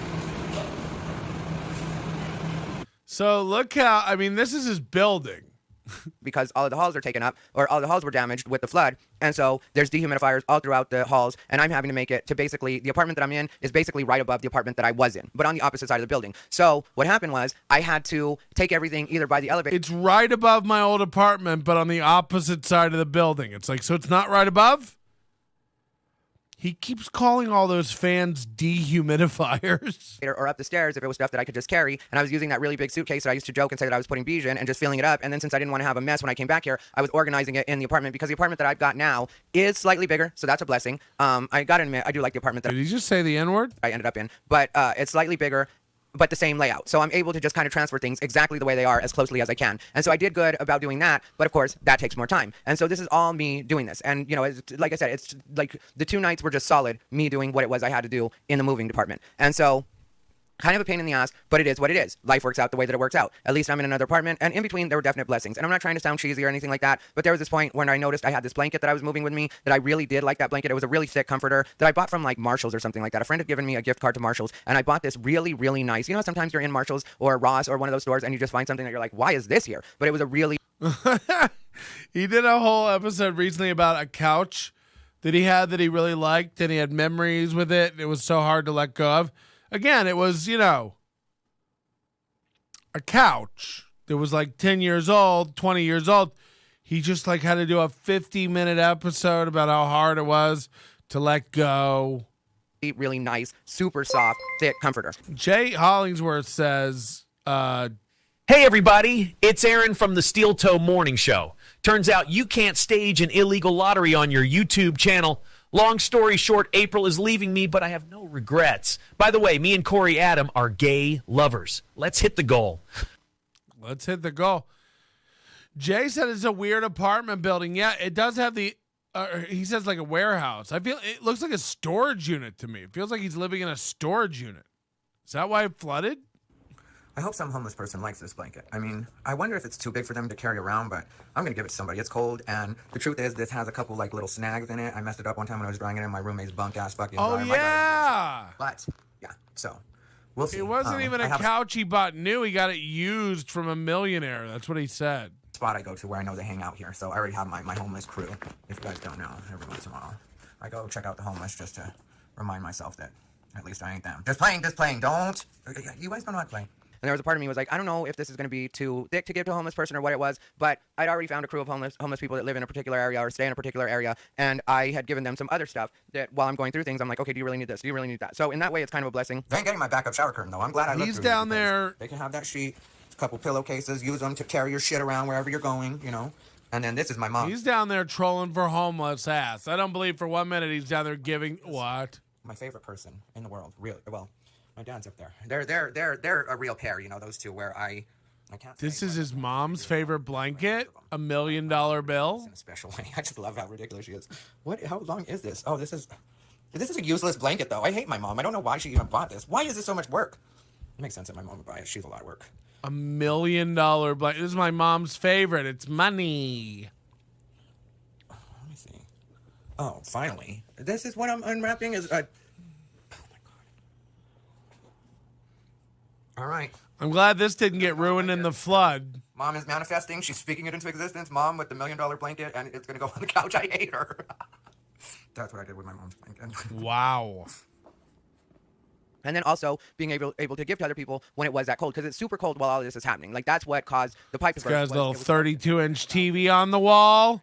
Why even bother mounting a TV like that on the wall, you know? So that ends up happening. Just a really, really rough time as far as all of that stuff goes. And I condensed 100%, James. all the specifics about it, but it did turn into an actual situation where it had to be taken care of on the corporate level. Then I didn't have internet for 17 days because for some reason AT&T, which at that point is the AT&T fiber, it's the home internet, is having problems. I don't know why. It was referred to as an outside facility issue, but they keep making appointments with me and then canceling them, making appointments with me and then canceling them. Sometimes not even calling to cancel. I have to call them after they've missed the window, and that was one of the worst experiences I've ever dealt with. All around, AT&T just is not good when it comes to customer service. They do not care about their customers in the least. And we're back to AT&T now. You see how it comes full circle? And I'm like, okay, so AT&T for some reason is not able to get me internet. I absolutely need internet. Is there anything I can do as far as just go with another carrier? They say that I'm not allowed to go with another carrier because they are in a contract with AT&T. So that kind of gets on my nerves because it's like, okay, if I'm telling you AT&T isn't doing it, and this had to be like 14 days in, because it was about 14 days that I really started to make it a thing. Because at first it was just annoying, and then it got to a point where it's like, am I ever going to get internet again? Because if you think about it, I had gone to Little Rock, Arkansas, where I was performing, been there for like 4 or 5 days. During that time, they had said that they were going to have somebody come to my place and install internet. They asked me if they had permission to have the management let them in. I fully gave everybody permission to do everything they had to do. I was in no way a hindrance to them. I wasn't even in town.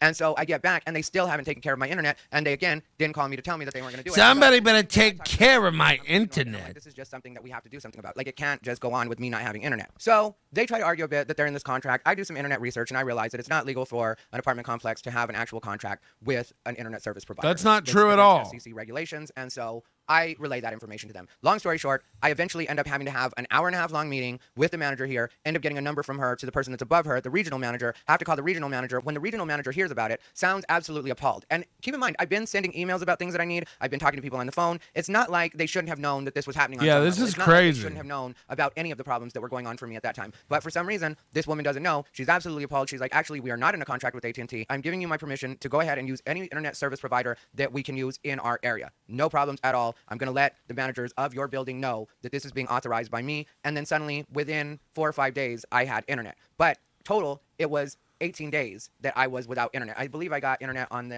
either the 18th or the 19th day. I can't remember. He's more mad about the internet than the flooding. You know what I mean? So, there we are. Well, then less than a week later, too much water, not enough internet. This guy's never happy. Am I right? In Austin, and this time the electricity goes out. Did he just say long story short? Yeah. Most of my food went bad or got damaged in some way because everybody had said that you should put your stuff in the freezer so that it stays cold for longer while the electricity is out. I ended up going to John Carden's house, which was another blessing because at least I had a place. Remember, this is 1.75 times speed too. So go ahead and help him out. I don't have a problem with that. I really do like that my friends can rely on me because I know that I can rely on my friends. And so that part just turned out to be a blessing in disguise because as soon as I let John know, John is one of the most solid people I've ever met in my life. So as soon as I let him know that this was going on, he was like, just go to my place. Take Bijou and go to my place. So I went to his place, hung out, did the stuff that I had to do from over there, as much stuff as I could do. It turned out that everything was just out of sorts for that particular night or whatever. Huge pain in the ass. All the way around, huge pain in the ass. And I'm doing all the stuff that I need to be doing, right? But at this point, and when I say at this point, I mean at the point in the story, I am starting to get a little bit down. I am starting to get a little depressed because it just seems like one thing after another is going wrong. And while I try to keep a positive attitude through most things, even though a lot of people wouldn't associate me with a positive attitude, I do try to keep a positive attitude through pretty much everything. I'm just trying to continue to do the stuff that I'm doing and pretend that everything's going to be better. And it's a strategy that I play with myself where I do pretend that everything's going to get better. The next day and everything is not better. And then I lie to myself again that night when I go to sleep. Tomorrow, everything is going to be better. Oh, somebody wants him on half speed? Tomorrow is going to be better. But at the same time, I'm manifesting a better day and I'm keeping myself at least mentally satisfied until things do get better. So what if I'm lying to myself? So what if every day I wake up... Wow, I like that. Okay, you are a liar again. At the same time, it's a better... Yeah, this video is like being stuck on the phone with someone who wants to overshare their whole day. Better. So, eventually... Yes! This rules. Everything happens the way it happens. Oh my God. This might be how I have to watch this from now on. The electricity stays out in the parking garage as well as in the hallways. Which hit it.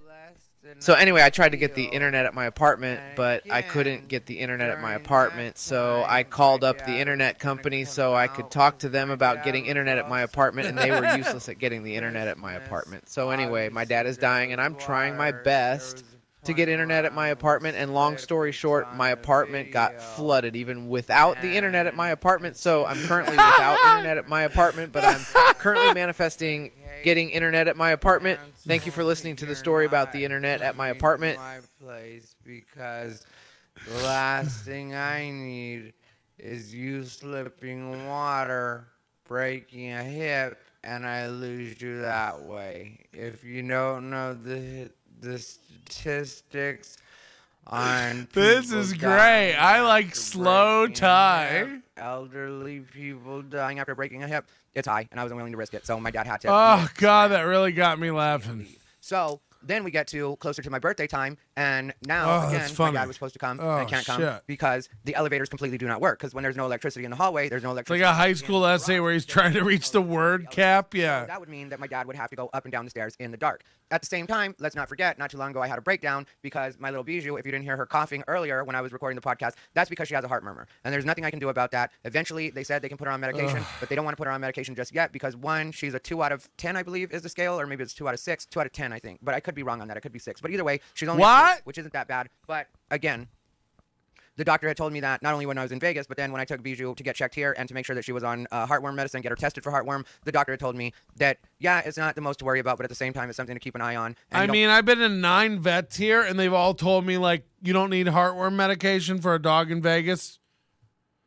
Like, every vet here, it's not necessary. If you're going on a vacation in the wilderness, maybe. I want to let her get too excited, but the truth is, I'm not going to lie to you guys. When it comes to my little Bijou, if she once in a while wants to run or be... I have to make an emergency potty trip. You're going to have to watch without me. Hold on. ...quality of her life because she is actually enjoying what she's doing, getting to play, getting to be a dog, then that's a hit I'm just going to have to take. But again, it's another thing that I love, making me aware of their mortality, because every once in a while she chokes like you just heard her gagging, and it just reminds me that she has this heart murmur and that there's nothing I can do about it, that I'm just completely stuck. So... sometimes it really does try me, and I know that not everybody understands this, and I know that not everybody has this relationship with their pets. But when it comes to Bijou, Bijou really is 100% my best friend. I joke that I hate her, and I do hate her at those moments, like when she's face fucking her Mr. Bill and making him say, "Oh no," when I'm recording. And right now, she's looking at me because she knows I'm talking about her, and I do hate her at those moments, though. But I do love her all the time. Like, I love this dog more than anybody understands. Don't be scaredy. Let's go walkie-walkie, okay? Come on. Let's go walkie-walkie. Come on, Snoopy Doopy Dee. Let's go walkie-walkie. Come on, me and you and me, us. Come on. Let's go. I'll give you treats. Come on, let's go. I love you, puppy. Let's go walkie-walkie. And she helps me with my mental health more than anybody would understand, to the point where I'm always recommending people get dogs because they really do help you when it comes to forcing yourself to do things that you otherwise wouldn't do. Like, there are some days, or were some days, when I wouldn't want to leave my place. Now she's happy again. Look at that. I love you, Beesh. Thanks for going walkie-walkie with me. Because I just felt this feeling of just like, this isn't, because I was moving and then I'd have to sleep somewhere, so I sleep downstairs in my bed, and it just wasn't a comfortable existence for quite a while there. And then John, like I said, it was a blessing when John told me that I could stay at his place. But when the freezer turned back on, it froze some of my stuff that shouldn't have got frozen, and that's a part of why I lost food or lost things that, I just paid for.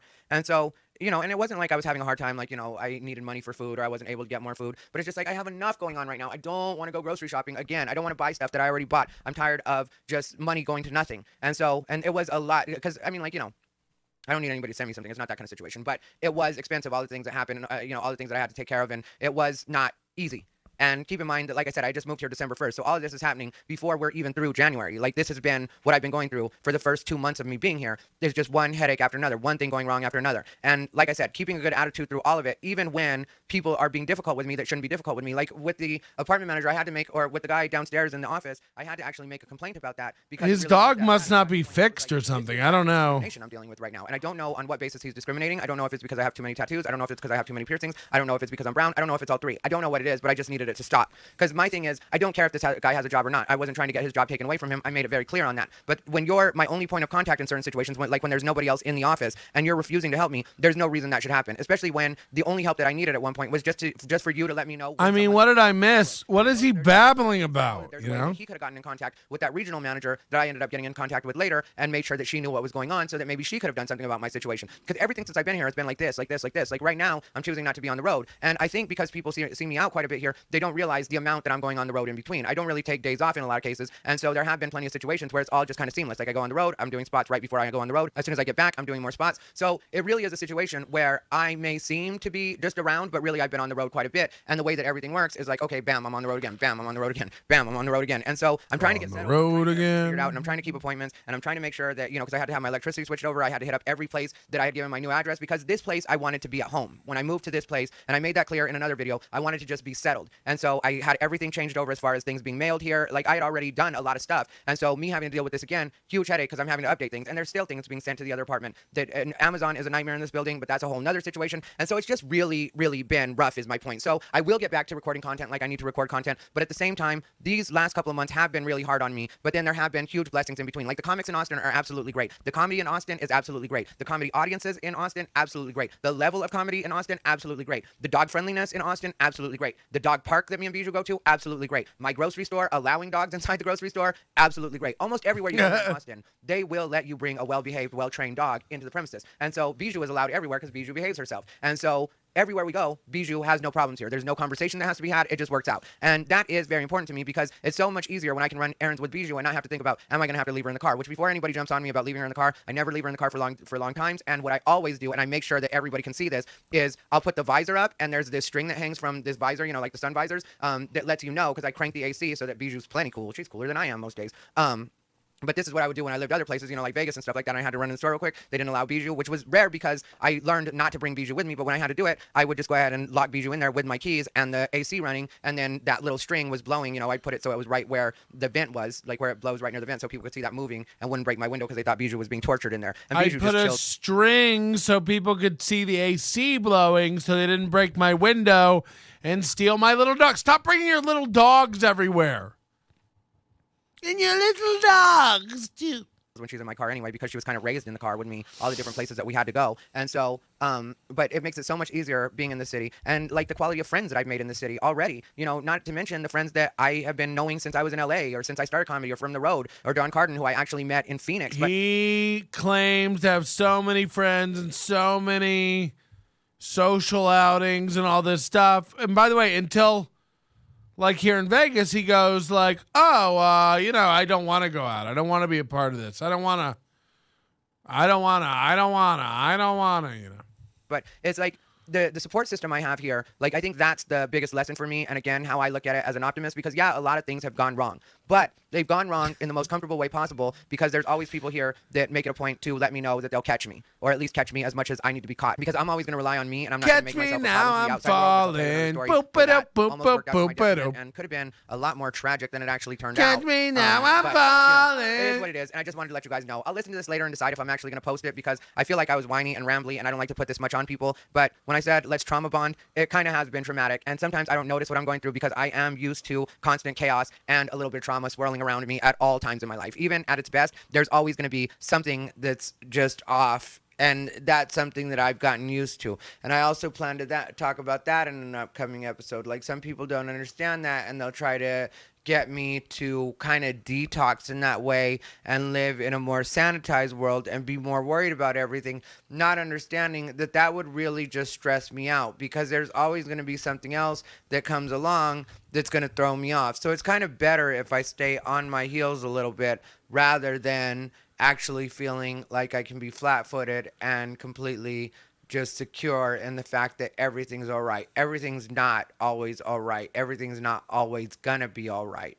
But you can lie to yourself and make yourself think that it will be all right. And then eventually, hopefully, it ends up being all right.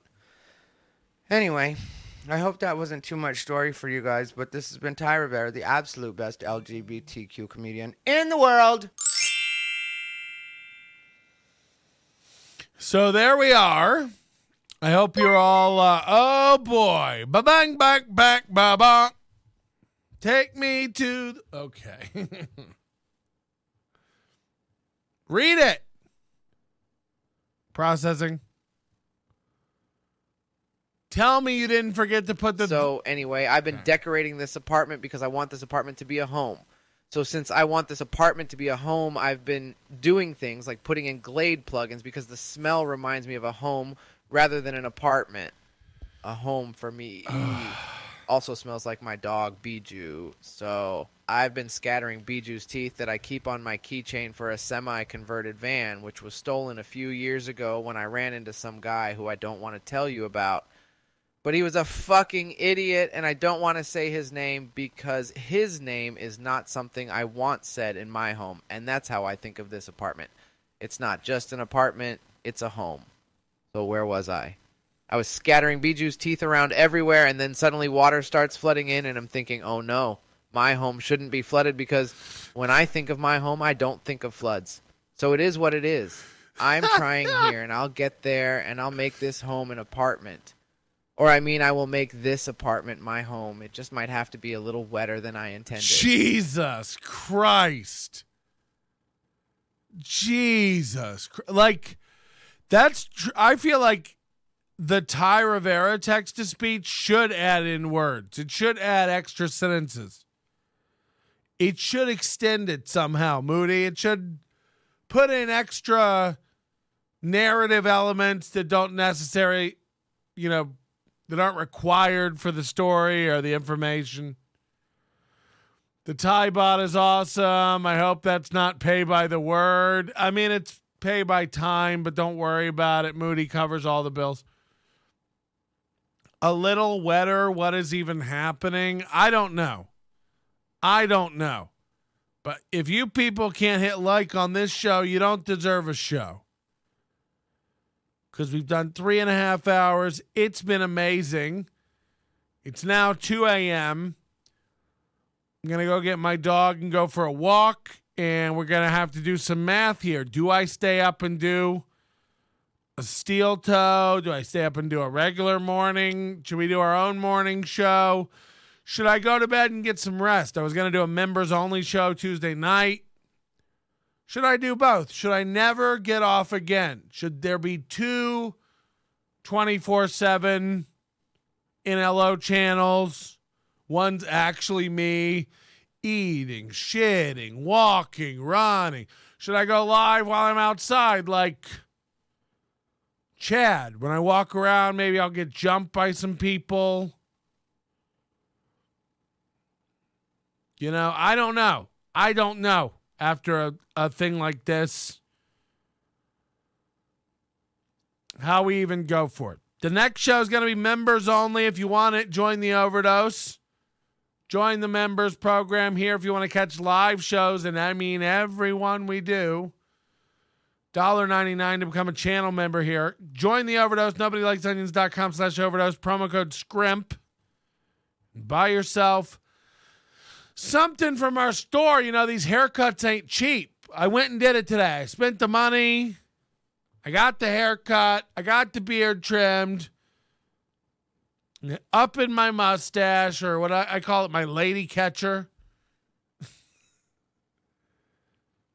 I've yelled at Brennan. I won't be talked to like that again. I like you, James. I was kidding with you, and it makes for great funny, interactive segments. I enjoy. Again, if you could come to it every show, I'd allow it.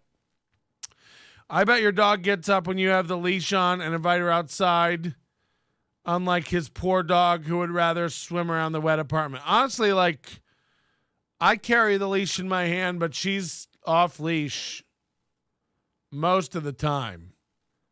She's actually better off leash than on leash. It's a problem when other people want to walk her. Cause like I need her to behave and heal better on leash. Off leash, she's a dream. Call you now, said Jay Hollingsworth. Hey, your number is blocked, okay? You're a blocked guy over on my system. NLO 24/7. Head over and check it out. Should we do a morning show? I don't know. I'll be listening for your begging over on Twitter, NLO, Instagram, NL Onions, YouTube.